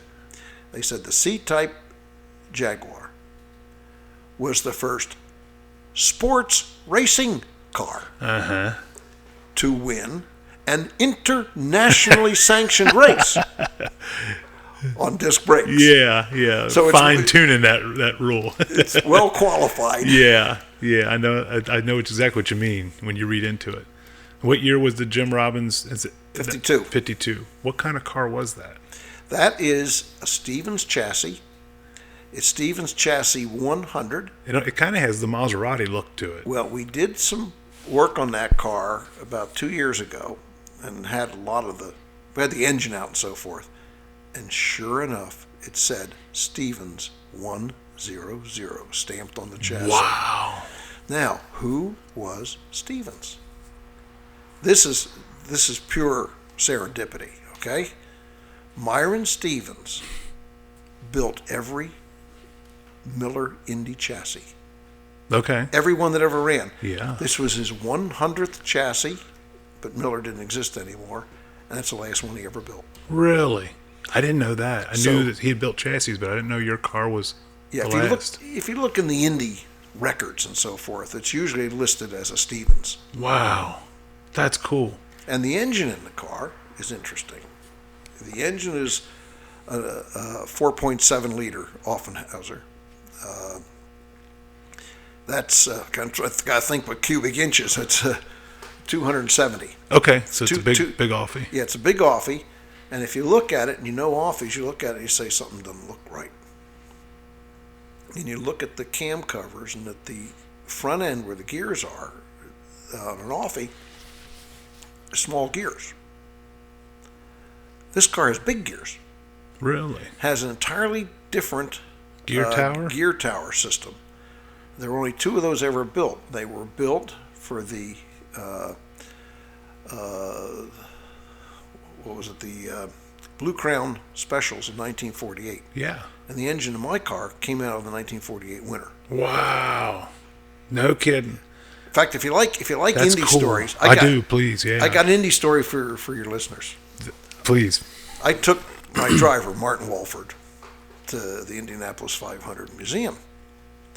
And it was in the wintertime, and there was nobody there. I mean, literally, except one old guy standing there looking at the Blue Crown Special. The one that had won Indy, Yeah. but now has the wrong engine. Yeah.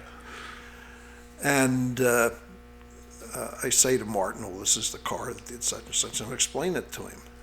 And this old guy saunters over. He says, how'd you know what that was?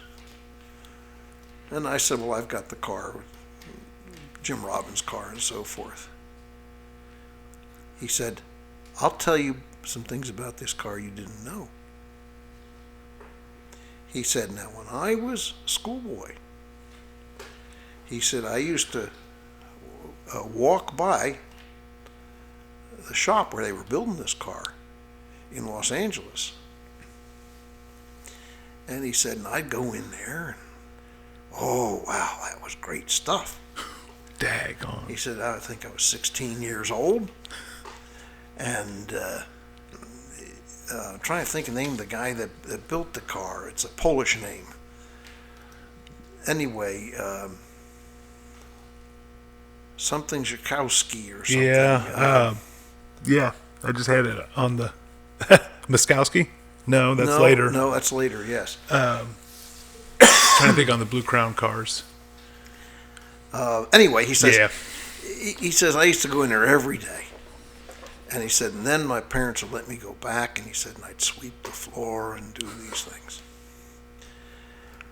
And he said, and then we're getting ready to go to Indianapolis in 1948. And he said, old man said to me, he said, go ask your mom and dad if they'll let you go to Indianapolis with us. Oh my. He says, we'll take you out there and you can do some work around the shop and Yeah, everything. be a stooge. So he said, my mom and dad said, okay. So he said, I worked my butt off. He says, you can't believe how hard I worked. Of course, I didn't do any mechanical work. I didn't do anything on the car. No, but I but did all yeah, the sweeping up and yeah. getting hot dogs and getting... A gopher, man, yeah.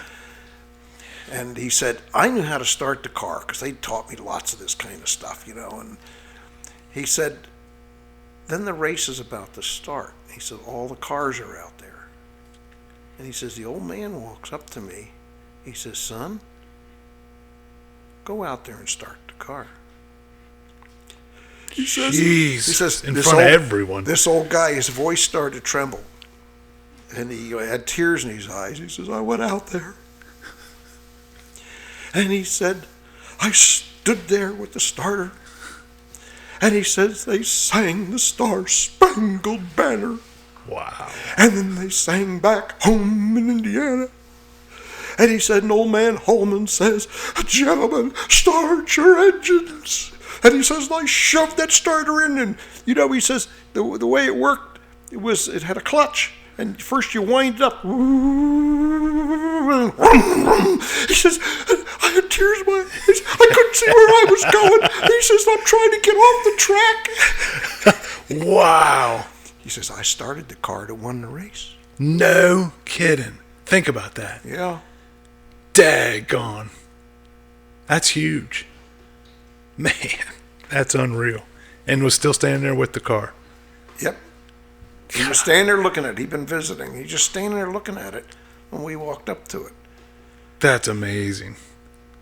Man, that's cool. That's not that long ago. I think that's 5 or 6 years ago. So That history's there. I mean, that history's out there. he must have been probably 85 or going Wow. on 90 at the time that we saw him. Oh, that's so neat. God, it's cool. You imagine start just that right there. Just starting one of those cars, and then the car wins, the winning Yep. car. That's awesome. That is cool.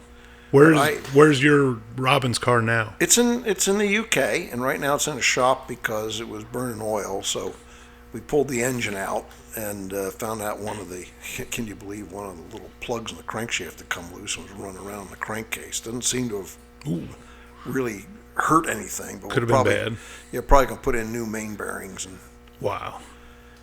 But we run it at hill climbs now. Okay. Which is kind of fun because it makes the most smoke for tires that you've ever seen when it takes off. Do you still have your Camaro you guys built over here? I've got 3 Camaros in the UK. One is a road car.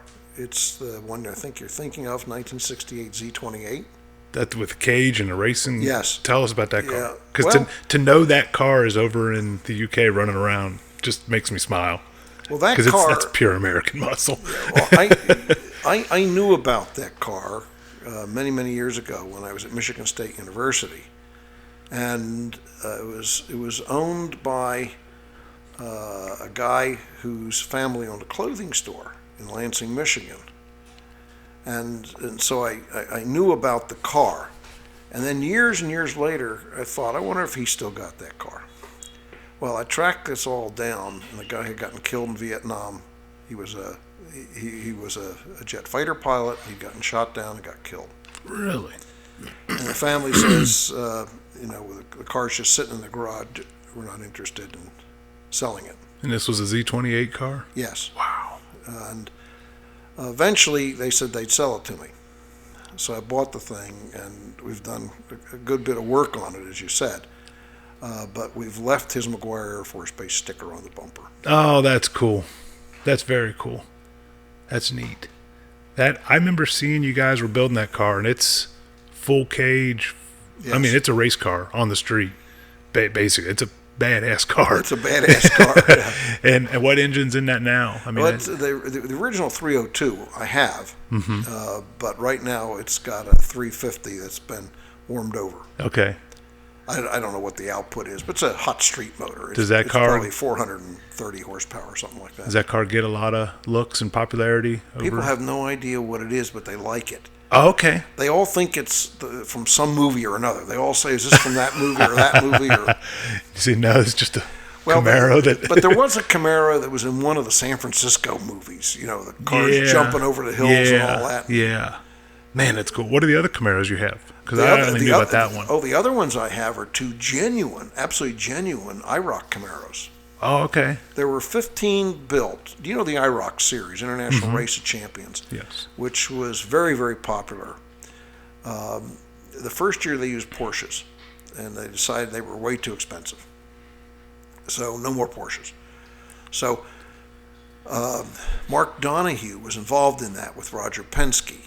And Mark said, we ought to really just use Camaros, because Mark had been running in the Trans Am series, not Can-Am, Trans Am, with a Sunoco Camaro. So he said, we really ought, this is what we ought to be That's running. one of my favorite cars, by the way. That Yeah, Sunoco Camaro, yes. that thing's beautiful. I love that car. Go ahead. So they decided, that's probably a good idea. So so Penske bought what's called a white body car, unfinished car. Yeah. From Norwood, Ohio factory. Yeah. Which is almost within walking distance of where we are right now. And had Donahue convert it into a race car. Then they built 14 more.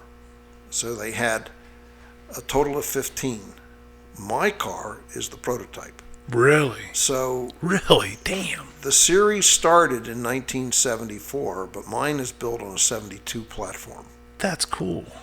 So It's amazing that car's in private hands. Well, The what's- GM or someone doesn't have it. I'm proud of you. That's awesome. What's really wild is to look at a list of the people that drove the car. Yeah. Now keep in mind that series put 12 guys on the track at once. They had 15 cars, 3 spares. So 12 guys are on the track at once.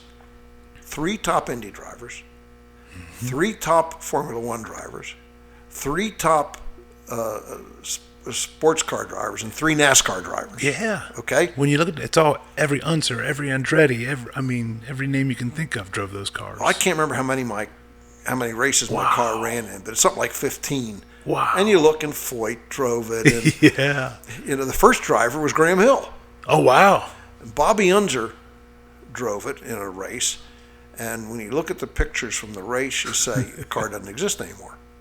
Oh, really? He'd gotten in a huge accident, and the whole right rear of the car was all, mangled big time, right? Yeah. And I thought, wait, this can't be the same car. So I went and looked in the back, and started to poke around. You can see where it was patched. You Really? can see where all the panels had patch panels put in, and Just button it up and go racing again? yeah, pop riveted them in place and then welded. Wow. We grew up as sprint car fans. Steve Kinzer was our hero, and Steve Kinzer ran in that series for a while. And we rooted for him because it was one of our guys, Sure. But that was a neat series. That was cool. It had the television audience was the largest motor racing television audience in American history. Really? One of the reasons that they I didn't know that. Well, one of the reasons they stopped was when they were running the 74, 5, 6, and 7 years with the same cars. What they did, the cars were made to be identical, and each one was a different color. Yeah. And each driver had his own seat, and they drew lots as to who would drive which one. Then they put the drivers' names on them and Yeah, and the seat in all it. that sort of thing. Unfortunately, mine's not one of the pink ones or canary green, or they had a lot of really weird colors. Yeah. Mine's Well, petty blue. 12 cars, you start running out of good colors. Well, mine has always been blue, That's cool. and it's sort of a Petty blue, and Petty did drive it, and so we have it decorated. Jeez. It says Petty on it. In fact, I'll tell you an interesting story. One of my neighbor's kids, we took the car to Goodwood to run in the hill climb, and this kid, 15 years old, he goes down there, right? He comes down with us, and early in the morning, he's polishing the car, he's waxing the car, waxing the car. And a little while later, he comes up to me, he could hardly stand up. I said, what's the matter? He says, I was buffing the car. And he says, this guy comes up to me and asks me, he says, hey, you're doing a nice job on that car. He said, looks real good. And I said, yes, mister, this was a famous American driver's car. A guy named Richard Petty used to drive this car and so forth. Says he hands me his card. It was Richard Petty. It was him. No kidding. That's cool. Poor kid. Larger than life character walking up. Of course, he wouldn't have known he wore the funny hat. Yeah, just some wild looking guy. Oh, that's cool. Man, you've had some good cars. Oh, there's some neat people that have been to Goodwood. That is cool. What was the guy's name? He just passed away. NASCAR driver. The guy who'd been in prison for running booze and all that. Yeah. Oh, Starts with a B, doesn't it? I can picture him in an Indy car. He ran a Roadster for a minute. He ran the moonshine cars. Yeah, I'm drawing a blank. Big guy, big cheeks. Yeah, big guy. Then Yeah. he had his own team afterwards. Yeah. Anyway, he was there at Goodwood, and Martin was there. And Martin says to him, what in the world does it take to win in NASCAR? And he says, I'll tell you what it takes to win. He says, at first I couldn't win. He says, then I decided I could win when I got mad. Really? He says, Junior Johnson. you got it. Perfect. Yep. Well done. He says, I found I could win when I got mad. And Martin says, well, what do you mean when you get mad? He says, when some guy comes up and hits you in the ass, you got to be mad about it. Don't let that go. Get He after says, it. I'm not going to let that happen again. Wow. Man, that's cool. What a legend. That's awesome. That's another thing that the vintage stuff has done is to put some famous racers, legendary racers right in your cars. That's right. That's got to be cool when some of those guys come out and run your car. Milliken. I mean, that guy was a chassis genius. One of the very underrated, not really underrated, but not well known how smart of a chassis race car builder that guy was. Bill Milliken. He was as good as they come. Smart guy. He was at my house in England one day. And I'll tell you how smart the guy was. He's at my house in England, sitting in the kitchen or something. Phone rings. Guy with a European accent says, I understand Mr. Bill Milliken may be there. And I said, yes, he is. This guy, talk to him, please. And I said, yes, may I tell him who's calling? I said, Jean Todt, the head of the Ferrari Formula One team. Oh, my. And That's pretty good. I give Bill the phone, and it says Jean Todt's on the phone. And Bill's sitting there saying, he's 98 years old now, right? Mm-hmm. Yeah. Mm-hmm. Mm-hmm. Mm-hmm. Mm-hmm. Okay. Yeah, I got it. Let me tell you, do you have my book? And Jean Todt says, yes, I've got your book. He says, go get the book. Race car engineering book, yeah. And he says, listen to this. He says, turn to page 291, the upper right-hand corner. You'll see the formula you need. Really? He knew what page. Jeez. He didn't have a copy of the book in front of him. Just knew it. And he had written the book when he was 85. That guy was sharp still. So, but you Wow. know his background? Well, Bill was an aeronautical engineer, and racing was a hobby. Car racing was a hobby. He Okay. was what we call clerk of the course of the U.S. Grand Prix at Watkins Glen for a number of years. He raced in the earliest races at Watkins Glen, drove the four-wheel drive Miller Yeah. in those earliest races. Yeah. But he was chief test engineer on the B-17 bomber, and he was chief engineer on the B-29. Really? And he was the chief engineer in the Northrop Flying Wings after the war. Then he founded what's called CalSpan, the Cornell Aeronautical Research Laboratories. Wow. But I'll tell you, Wow. I'll tell you an interesting Bill Milliken story. He graduated from, he was born in 1911. Got an advanced degree in aeronautical engineering at MIT. His first job was working for Sikorsky Okay. at working on what was a brand new design at the time, and that's the Corsair. Oh, wow. The gull wing Yeah. with the wings that folded. Team of 6 guys were the engineers working on that plane. And he says, Bill told me one day, he said, I told Sikorsky the ailerons aren't going to work. He says, Igor patted me on the shoulder and said, they're going to work just fine, Bill. He said Sikorsky was a very, very formal guy. And when it came to testing and all that, and he said the plane went out for its first test flight. And he said that we all sat around the table with the test pilot afterwards. He said Sikorsky had a long checklist.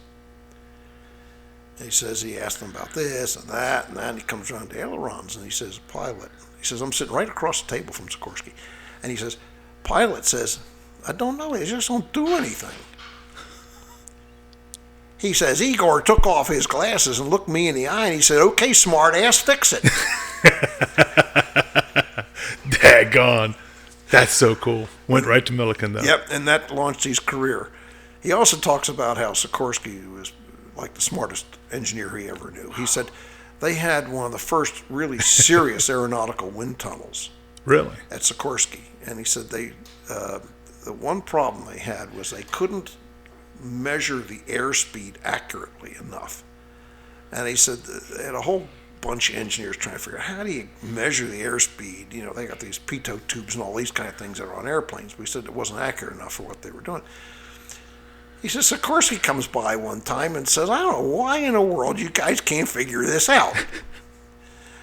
And they had the thing running at the time, and they were looking at various gauges. And he says, Sikorsky says, well, I'll tell you exactly how fast it's going right now. He says he reached down, took a piece of paper, wadded it up, looked at his watch, threw it in the intake. When it came out the other end, he calculated the airspeed. Really? Just simple. Yeah. Simple. That's cool. That's wild. Man, them guys are so sharp. It's amazing how many of those guys came from the war, too. Yeah. The bombers and that. They got their start working that, and then they just never stopped. I'll tell you. Smokey Unic, all them guys came from that. That's right. You know. A whole bunch of them. Many of the West Coast car builders came from that, too. Yeah, they understood. And so many innovations came from that with those guys. Stu Hilborn with injection, all that. Man, that's cool stuff. I got to tell you one other Bill Milliken story. Please do. I love the Milliken stories. True story. I know lots and lots of them. We could be here all night, but this one's a gas. There was a guy named Jerry Sherman in Philadelphia who was a historic racer, and he had a Hispano Suiza race car, okay, which they called Hissos. Yeah. So he's got this Hisso, and they had just finished the Pennsylvania Turnpike from Harrisburg to Philadelphia. Okay. Which is really in the countryside north of Philadelphia, 111 miles. Yeah, well, I've run that before. So they had just finished it. Nobody hardly was using it. So Bill and Jerry Sherman decide they're going to race. Bill's going to drive his Grand Prix Bugatti, which he had at the time, and Jerry's going to run his Hisso. So they had a guy at each end that was going to mark the time and all that. And they decided, well, we better be a little cautious here, and let's start 20 minutes apart. Oh, yeah, so they're not wheel to wheel. Right. So Jerry takes off, right? He's gone, and Bill's standing there waiting for his 20 minutes to go by. Bill said, I got to thinking about this, and I thought, I'm not going to do this. He said, I went home. Just let the guy go?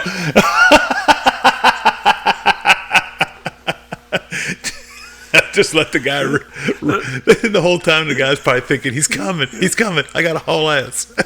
I'll tell you another Bill Milliken story. That's another one that's absolutely true. Bill was working in Cornell, and his home was in Buffalo, New York, and they get horrible snowstorms up there. Yeah, real winter. Bill's only everyday car was a Grand Prix Bugatti. Jeez. And he'd go home, once a week or whatever it was. And he says he started heading home one time in the winter. He says, oh, man, it started to snow. He said, pretty soon there's nobody on the road. But the Bugatti went good in the snow because, the skinny tires. He said, it went well. He said, but the only problem I had, I didn't know where the edge of the road was sometimes. Oh, shit, yeah. He says, I've got the lights on, and I'm trying to be sure I'm going to stay on the road. And he says, all of a sudden I look, there's headlights coming toward me. I thought, there's another idiot out here. And he says, a 3-liter Bentley goes the other way. What are the odds? That guy probably still tells that story. Well, now here's the story. You're on to the right bit, but you won't believe the punchline. The punchline you'll never predict. Bill says, we were at a meeting, all the old timers at Watkins Glen a few years ago. This would be about 10 years ago. And he says, everybody's telling their stories. And he said, there's this old guy, he says, I was driving from Buffalo to Cornell in my Bentley one time, and the snow came, and he says, and there was nobody on the road, and here comes this Grand Prix Bugatti. I said, Bill, what did he say? What did he say when you told him it was you? Oh, Dean, he said, he's been telling that story for 50 years. I told him, no, nobody will ever believe it. Oh, he didn't back him up? No. He said, you're full of shit. That never happened. He says he never told him it was him. Really? What kind of a person, what kind of a mind would do that? That just doesn't say anything.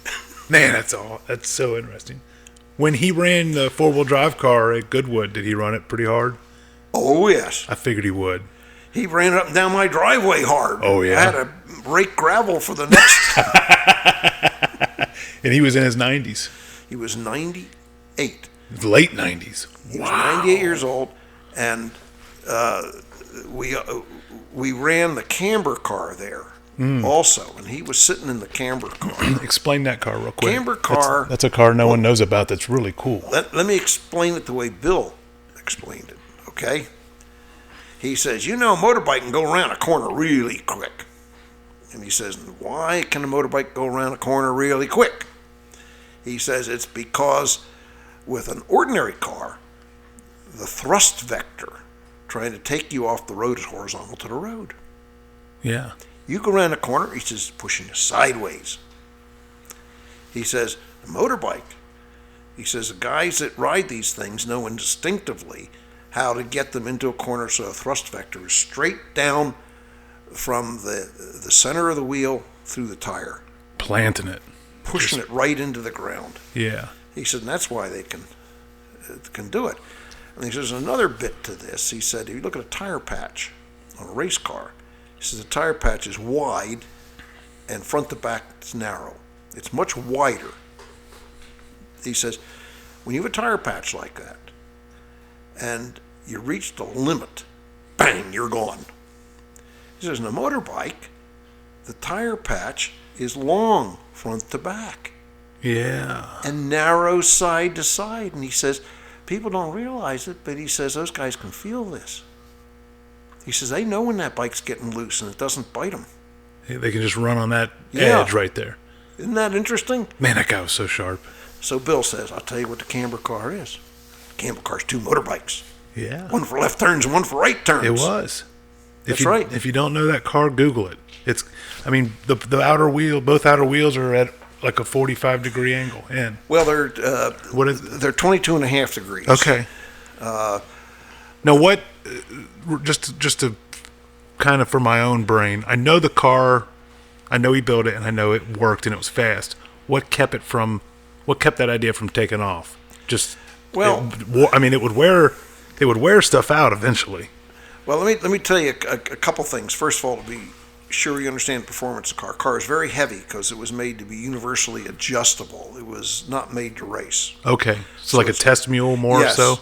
Yeah, had infinite suspension setting possibilities and lots of holes and places to bolt things and all that. And it only had an 80 horsepower motor. It had a flat 6 outboard motor. Okay. Sort of a Porsche looking thing, but it's only 80 horsepower. It looked like a 60s cigar car kind of. Yes. Fatter. Exactly. It was built in 63. Okay. 62, 63. Anyway, the bottom line is that car pulls 1.3 Gs. Really? I mean, the best Porsches don't pull 1 G. No. Jeez. With that engine, you probably just flat out all the time. Yeah, we took it to a place called Myra, which is the industry test site in the UK. Okay. They've got skid pads and everything you can think of. we took it there, and the editor of one of the vintage magazines drove it and drove it and drove it, and he decided he was going to make it slide. Just to see when it would break loose. He finally got out of the car and threw up. Really? He made himself sick. He could not make it break loose. It didn't have enough horsepower either. Yeah, but still. He's pulling 1.3 Gs over and over and over again. Now, I've driven that car, and I'll tell you, the one thing you dare not do is pay attention to the front wheels, because it looks like the car's about to collapse. Oh, yeah. Because when you turn, when you're going straight, it's Oh, not shit. so bad. I didn't think of that. When they turn, they get When real you wild. turn, they go, oh, codgy wobble. Yeah. Because you have to have the Ackerman in them. Oh, yeah. Yeah, there's a lot going on there all of a sudden. Now you say, why didn't anybody ever do this? Bill, well, first of all, General Motors built a Corvette using that principle. Okay. And this is back in the middle 60s. And they just decided it looked too weird. Yeah. And so... It's hard to accept. Yeah, they scrapped the car. Wow. Then in 2004, Mercedes built a car, and you can look this up, you'll find it on the internet, called the Carver, Carver F40, or F40 Carver. Okay. They showed it at the Geneva Auto Show. Well, when that happened, Bob Lutz, who at that time was not at Chrysler yet, he was at, or the other way around, I forget, but Bob Lutz calls Bill Milliken, finds him on the phone. No, he was at Chrysler, that's right. Bob Lutz was president of Chrysler. But he had been at General Motors when they built the Corvette. He gets hold of Bill Milliken and says, whatever happened to that car? And Bill says, it's in the shop. Oh, really? He said, I'm going to get hold of somebody at General Motors. I've got to talk to you about this. And he says, why? He says, well, Mercedes has this F40 Carver, and they claim that they're the first people in the world to think about these things, right? So they find out where the car is. They get Bill to get it running and so forth. And then they get it invited to Goodwood. Oh, nice. And so Bill drives the car at Goodwood. And I got to tell you some more about that in a minute. But he drives the car at Goodwood, crossed the finish line at 103 miles an hour, which is very, very good. Yeah. And then that Sunday, in what they call the Sunday Times, which is a weekly, it's not the Times, it's the Sunday Times newspaper, which has a big car section, had a big Goodwood section, and then there is a full page about the F40 Carver. Mm-hmm. Then you turn the page, and there's 2 pages on Bill Milliken's car and saying that this was done before. Yeah, 50 years ago. So GM had arranged that, and they don't have trophies at Goodwood. But you know that trophy that sat at ZAKIRAS? Yeah. Yeah. General Motors gave that to Bill at Goodwood. Really? It was not a Goodwood trophy. It's a trophy from General Motors. I've got it in England now. You packed it in a container for me. Yeah. That is cool. So that was General Motors doing this. Yeah, a little. Yeah, Mercedes. that's good. That's cool. I like hearing stuff like that. Man, that's cool. Man, he ripped 103 mile an hour. He was ripping that thing pretty good. But what happened was, nobody would build a car that looked like that, right? Then Honda came along. The Honda engineers, a bunch of them, showed up at my house in England to look at the car. They built a prototype. Really? Front to back tandem car, 2 guys in it.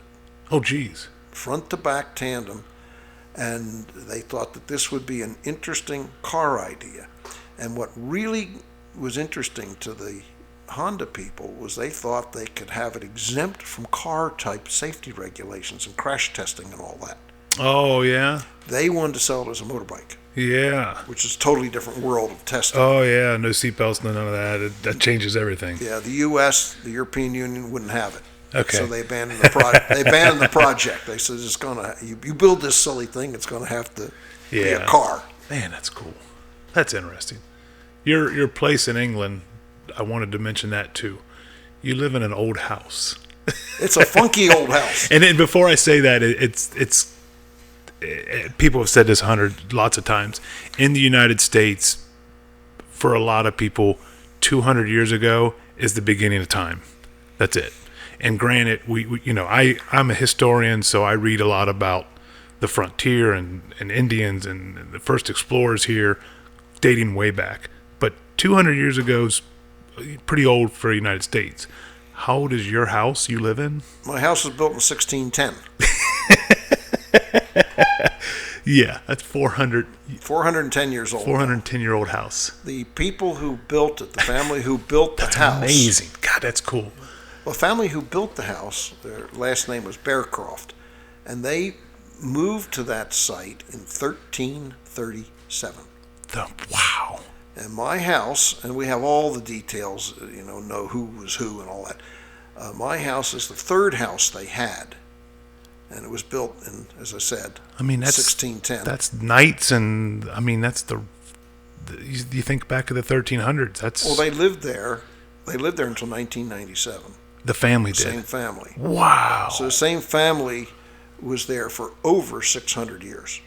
I mean, the first thing I think of is how does that family move on from something like that? Well, by the end, the last guy was an alcoholic, and this kind of thing. It all just fell apart. I know it happens. So Yeah. I mean, I'm glad you have it because I know you're taking care of it. It's a job to take care of it, though. I'll tell you. How many fireplaces are there? 14. I heard that once. Yeah. And you had mentioned once to me about the house being such a historical house that were you talking about there's certain things you can do to the house and you can't do to it? And Well, in England, I mean, it's basically a castle. It's well, in English terminology, it's not a castle. A castle's where a king or some high-level guy in aristocracy lived. Okay. My house is, in English terminology, it's a gentleman's country house. okay. Wow, that's cool. Because the guy wasn't aristocracy or anything like that. But the house used to be on 3,500 acres, which it's on 85 now. But that wasn't unusual back then, Yeah. because they figured when you bought land in the 1600s in England, they had acres, but they didn't think of land in acres. They thought of it in hundreds. Okay. That's 100 acres. Wow. So you'd buy, how many hundreds do you have? Really? So if you sell land, you'd sell 100. Okay. 200 or 300. Yeah. And you say, well, why'd they come up with that? Well, the rule of thumb in those days is it took 100 acres to support one person. Really?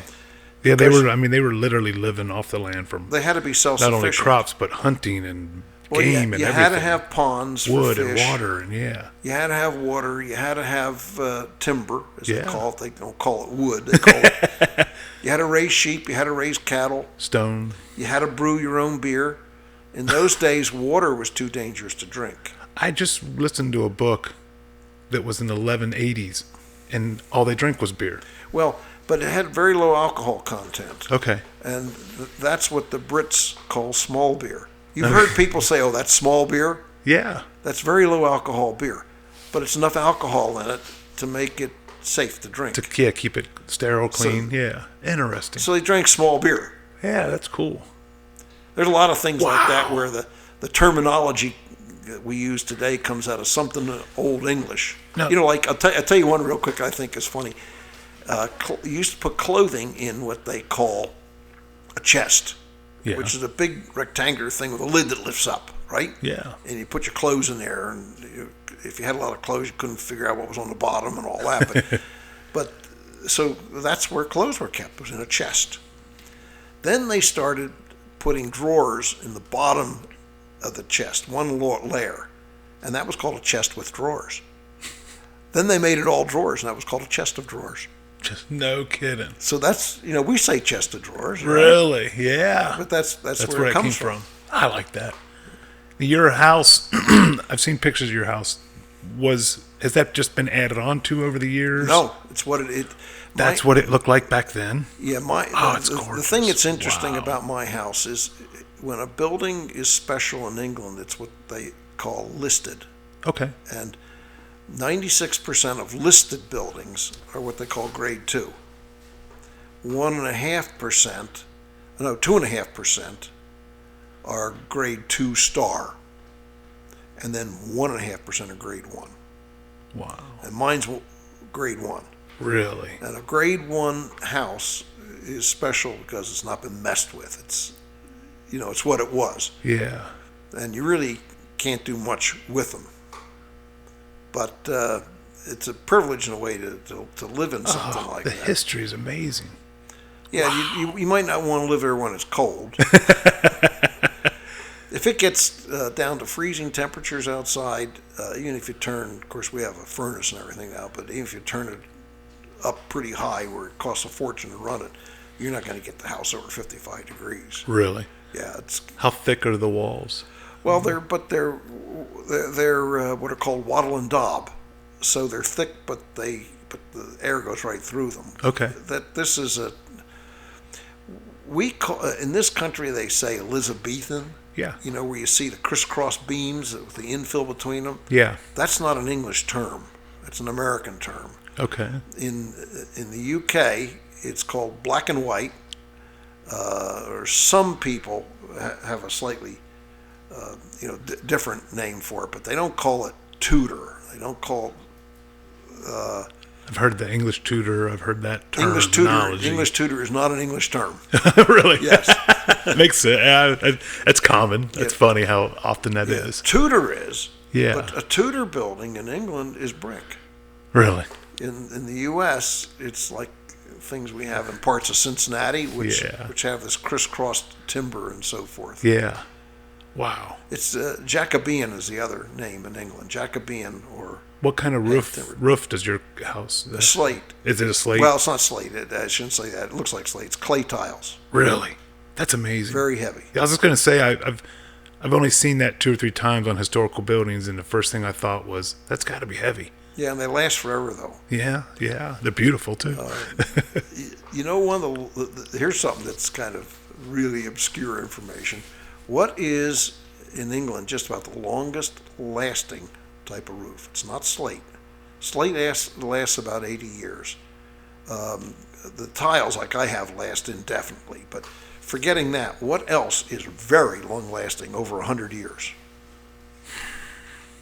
Thatch.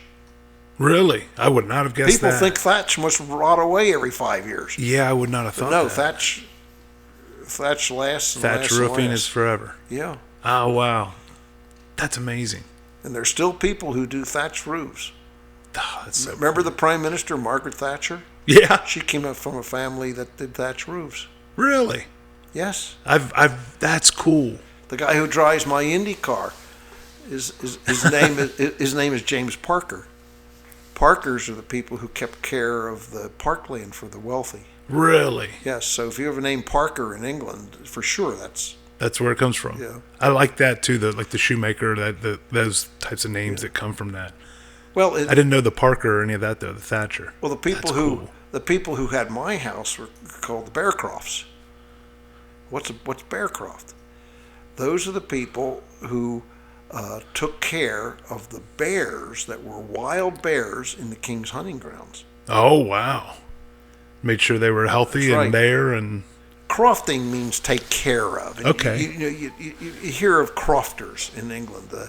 Sometimes you still do. A crofter can be somebody who takes care of old cottages or knows how to do a lot of the old trades. But a bearcroft is somebody who took care of the bears. Yeah, that's a pretty cool profession. There are no bears anymore. No, but that's cool. You got lots of peacocks though. Lots of peacocks. You got lots of animals. Lots of peacocks. You have pet peacocks. That's really cool. That was cool. They're fun. They're a lot smarter than you'd ever believe. Really? My wife always laughs because every time you and I talk on the phone, I go and tell her all the stuff I learn, like the terms and stuff. That is cool. That house is just amazing, and for it to be 400 some years old. When I was in Berlin, Germany, I wanted to see old buildings, and we got to go walk through a church. The church had been bombed out, but the structure and the walls were still there. And it was a church from the 1200s. And to date, that's the oldest structure I got to see and touch. And that's so cool. I was in Berlin last week. Well, you travel a lot. Yeah, Berlin is fun because I don't know if you got to walk around in the city. I did. We got to ride our bikes around and look at a lot Well, of they neat have stuff. marked on the sidewalks on the streets where it says Mauer, M-A-U-R. Did you notice that? You see I it don't painted believe on so. the street or in the bricks. Probably did, but I didn't know what I was looking at. Mauer is German for wall. Oh, really? It shows you where the wall ran. Oh, okay. And there's a section of it that still exists. I went to It's that all section. painted. I went to there. You know what they call that? No. The East Side Gallery. Really? We went there, and I went to Checkpoint Charlie. And Checkpoint Charlie, rode my yes. bicycle around. We were over there riding BMX bikes. Yeah. And got to ride around there. Did you go to the bridge across to Potsdam? I don't believe so. What's the huge fountain that's right there in the middle of everything? Like a big area with a big statue and Oh, I don't think I know the name of it. it's real pretty. We were there, and then, like I said, we went to the wall, so you can see that. That was amazing. Well, the No, I don't believe we saw the bridge. bridge is. Did you see the movie The Bridge of Spies? Yeah, yeah. That's East Germany. That's well, real. shoot. It's still there. It's absolutely there. Oh, I would have liked to seen that. Yeah, the Bridge of Spies, and that's where they exchanged. 3 people were exchanged. Very few people know what happened there. But this guy, the Germans say Abel, who was the spy who was the Russian spy who was in America.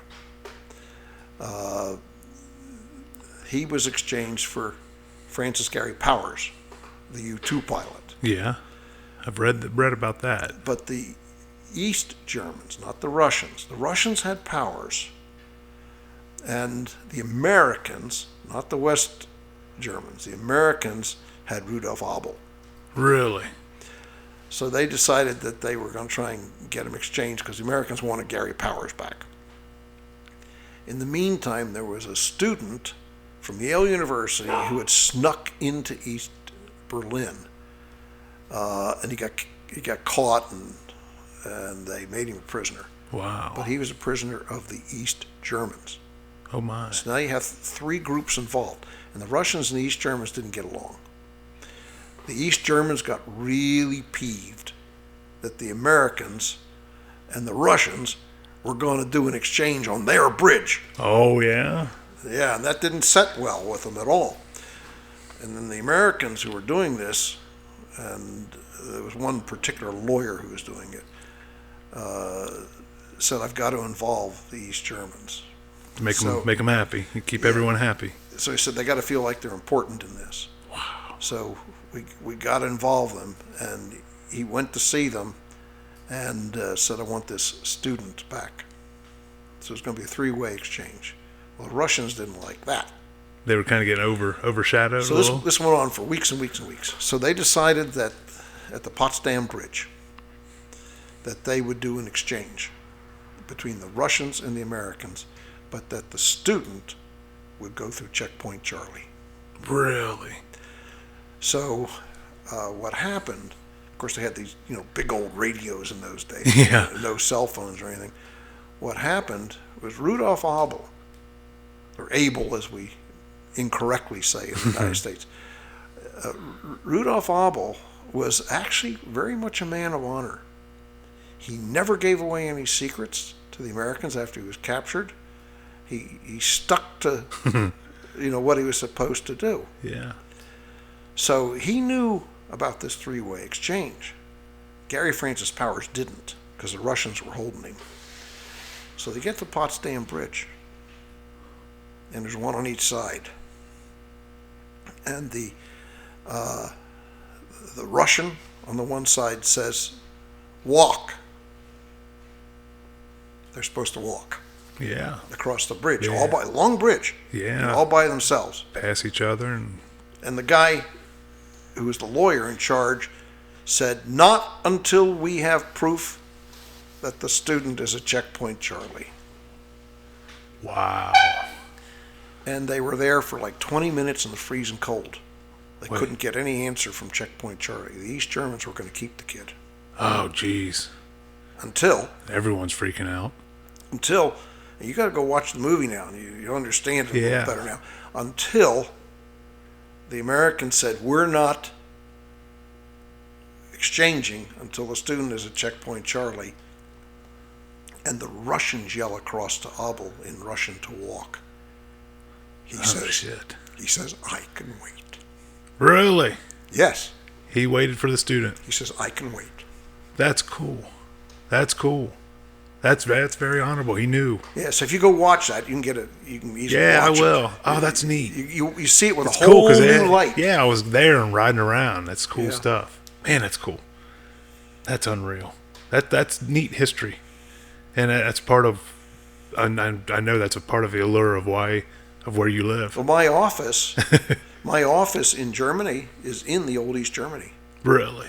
It's in the state of Brandenburg. You know the Brandenburg Gate, Mm-hmm. which was what went into East Germany, and it's in an area called Schönefeld. Wow. And guess what is in Schönefeld? Almost nobody knows this now. Rolls-Royce headquarters. They've moved it to Schönefeld. Really? Aviation, Rolls-Royce Yeah. Aviation. 2,300 engineers are now working in the old East Germany. That's amazing. Are any of the big companies like Mercedes and Rolls-Royce and even BMW, are they into vintage racing themselves? Mercedes is yes. Do they bring some cars out? Mercedes brings their cars out. Yes, That's pretty cool. they support it. That's good. That's cool. I like seeing that. Yeah, they have a whole division. I forget what they call it, but it's something. Wow. Something historique. That's so cool. They'll restore cars. Oh, really? If you have say a Gull Wing, or I'm not talking about the really ancient things, but if you have something like a Gull Wing or whatever, they'll restore it for you. That's cool. That's the only downside about you. I keep wanting to come visit you. There's too much stuff to see. Well, I can tell you right now that there are 3 or 4 things where there's no way anybody will ever see you again. You're just going to stay there and watch.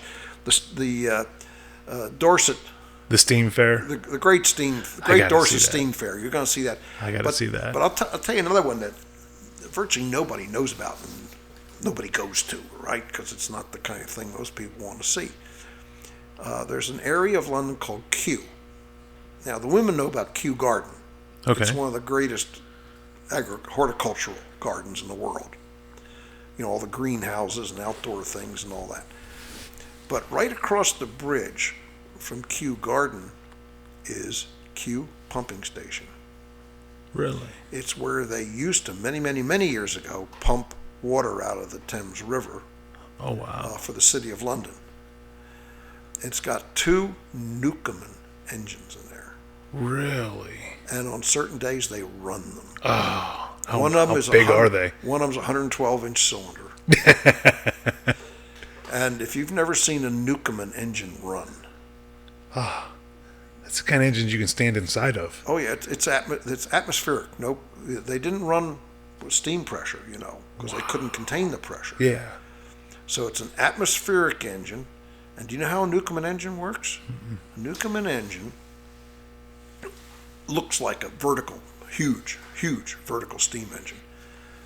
But the piston starts at the top, at the far end of the stroke. Top dead center. And like a bicycle pump, it's got a leather gasket around it, right? Okay.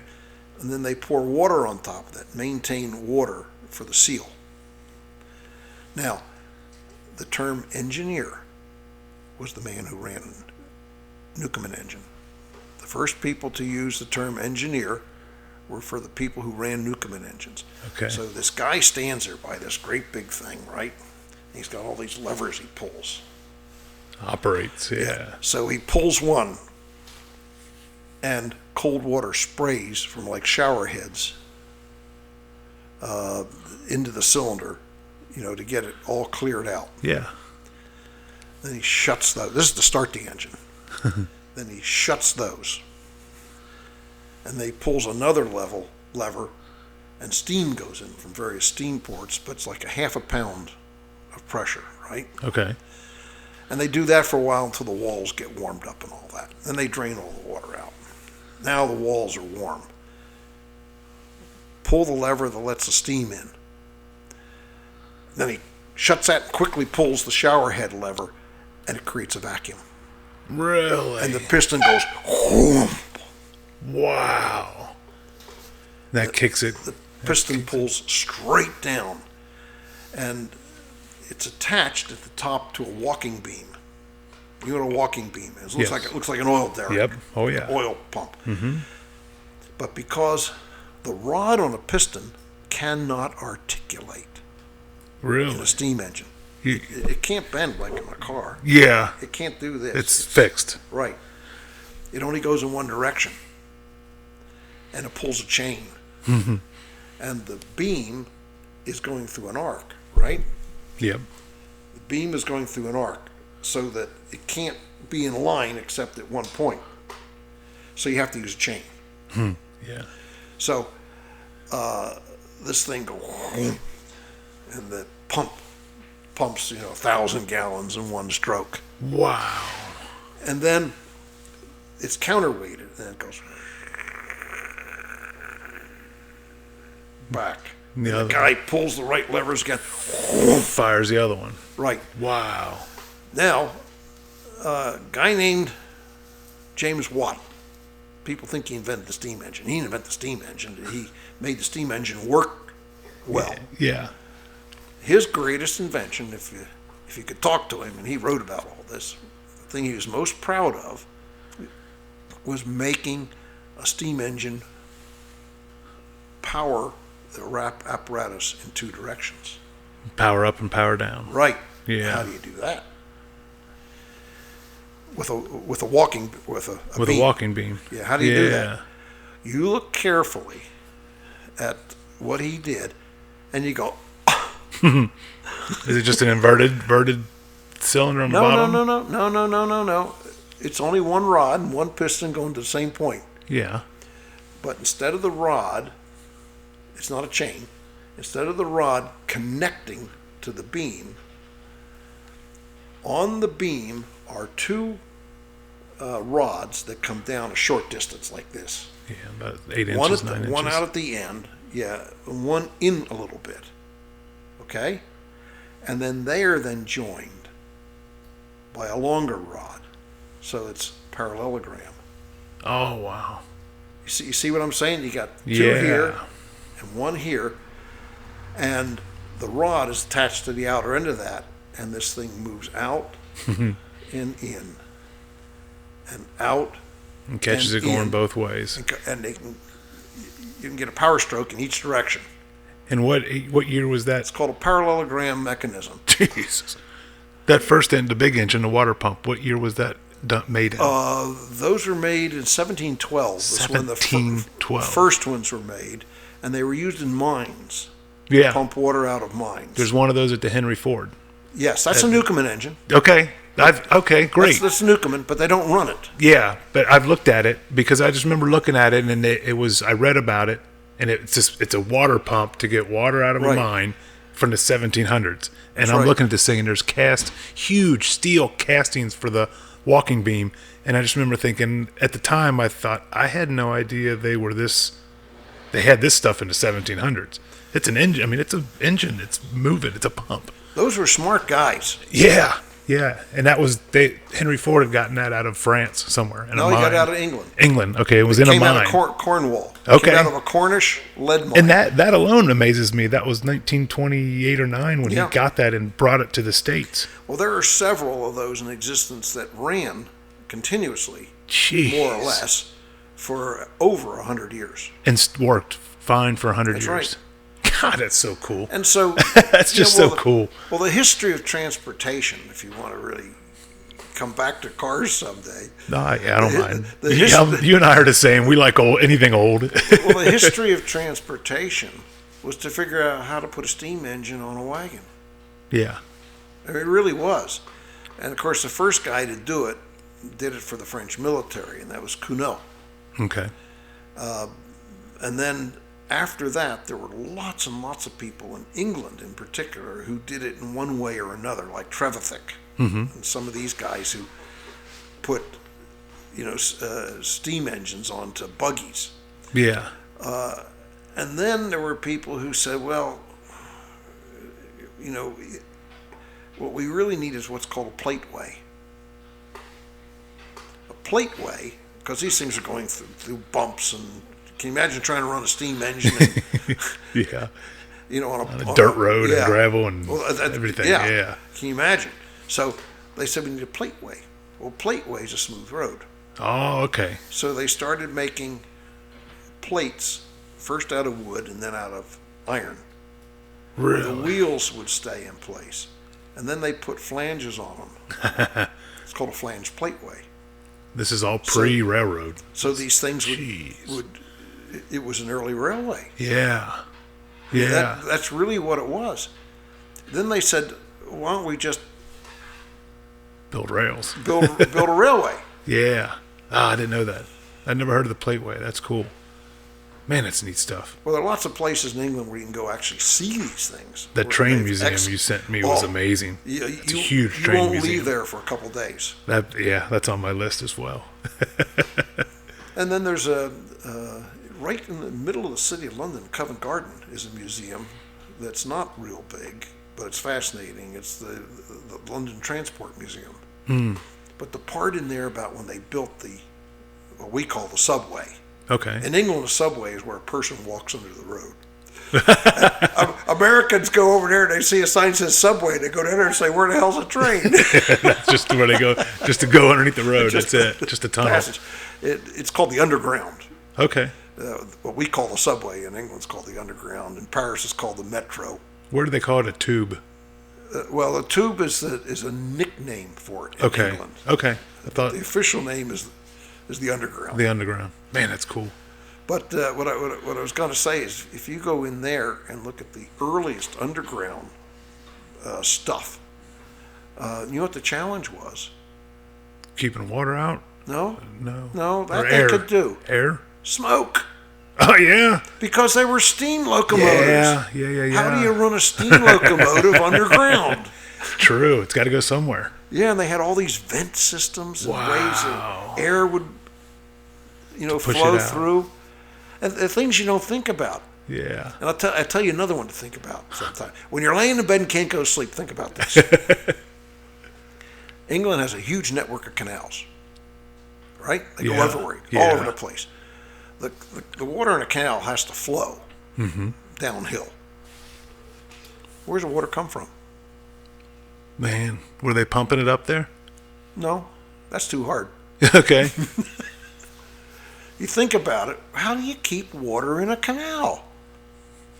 Either haul it up there Well, there's or several irrigation to get it from somewhere. Well, most of the canals in England were supported. The water came from huge reservoirs that they built just for the canal. Mm-hmm. So water's always flowing. But then once you get all that figured out, what do you do when you have to go uphill? No, you get into the locks and stuff. The but ground doesn't go. No. And when Early you get locks. Yes, but when you get to locks, then the water has to come from a different direction. Mm-hmm. Right? Yeah. Because now you're going uphill. Yes. You can't get that water from the water that was coming downhill over here. No. So you start to think about these things. You say, geez, those are smart buggers that Oh, did that's this huge. stuff. And it worked. There's a staircase set of locks very close to where I live. And only one boat can be in the staircase at a time. Really? Somebody can be going up or somebody can be going down. It's 23 locks. Jeez. And after you have gotten through 3 or 4 of them and you're worn out, you say, oh my God, We're not even how am I going to get tenth of the way through. Wow. How am I going to get the rest of the way? Oh, that's so cool. And then they started building them because they didn't want to go up and down. And that's, I mean, I'm sitting here thinking you guys have locks. You guys have locks that are older than our country. Oh, that's right. Older than the United Oh, yeah. States. You got to think about that for a minute. To avoid the uphills, they sometimes went through tunnels. They'd make a tunnel. Real okay. Well, For the- the canals were pulled. The boats were pulled by horses. Yeah. So you had to take the horses loose, and somebody had to walk them around and up the hill and down. Right. Yeah. So how do you get through the tunnel? Yeah, them guys dug through there. Yeah, but how do you get through it when you're in your canal boat? Oh yeah. They call them narrow boats, by the way, in England. You either do it with poles on the ground or pull along with a rope. No, neither. Oh yeah. They make a sort of sort of a corrugation in the ceiling, Okay. in the roof of the. And there's only like this much space Yeah. between the top of the canal Yeah, boat a and the foot or top. two. And they make it sort of a tooth kind of thing, right? Yeah. And there are guys there, and you had to pay them money, and they're called leggers. Really? They lay on the top of your boat and push on these things. With their Really? legs. Lay on their back They and push you. with their They legs. push you through. So you need 3 or 4 of these guys, Yeah. the leggers, to get, and they still do it. Oh, really? Yes. God, it's so cool. Now, of course, they have motors on the boats. Yeah, but if still, you want it's to use, neat. if you want to use leggers, Yeah, it's cool. you can use leggers. God, that's so cool. The trouble with a tunnel is you got to be sure there's nobody coming through it that you can't see. Oh, Because shoot. then the two of you meet in the middle of the tunnel. Somebody's got to back up. Well, you're supposed to put a light on. Really? Yes, and If you're coming through. you got to be sure you don't see a light at the end of the tunnel. That's just right. Dean, thank you. Man, that's cool. Thank you, Dean. It's been welcome. a pleasure. This is fun. It's been a pleasure. When I come over to England, I'll bring my stuff and we'll do it You got again. to bring your 409. That one might be hard to pack. Yeah, she's Although I so just packed 2 huge containers of your stuff. You remember the words of the Beach Boys song? She's real fine, my 409. Yeah, when I Yep. take her to the drag, she really shines. When I was a very young kid, that was my favorite song. I would listen to it over and over. Giddy up, 409. Dad had a 409 on an engine stand in the garage. Yep. And I'll tell you how young I was. I looked up at it. Oh, That's wow. how little I was. I can remember looking up at this big orange engine, and Dad told me, you know, that song you like, that's the engine. So I was infatuated with 409s. That's why when that engine became available, it was real special for Dad and I to go halves on that and buy it. And now we got the car, and we're ready to wail on it.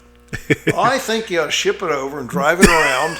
You can You be in your Z28 Camaro, and I'll be in that. you can put it on a temporary import permit, and you don't have to fit the rules. Oh, yeah? We There's can a- get away you- with you- it? You can, literally. There is such a thing.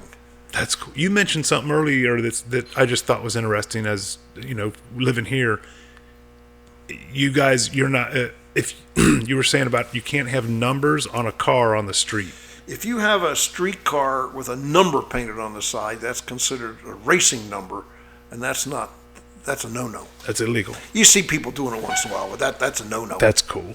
Dean, I'm gonna let you You go. can have the circle on the car. Yeah, On my Camaro, if you've seen pictures of my Camaro, I have. It's got the circle for the number, but you take the number out of the circle if you go on the street. Yeah, I have seen that. That's cool. That's cool. Dean, I'm gonna let you go. I know you Okay. got to get going. Thank you so much, man. It's been an honor. Thank you.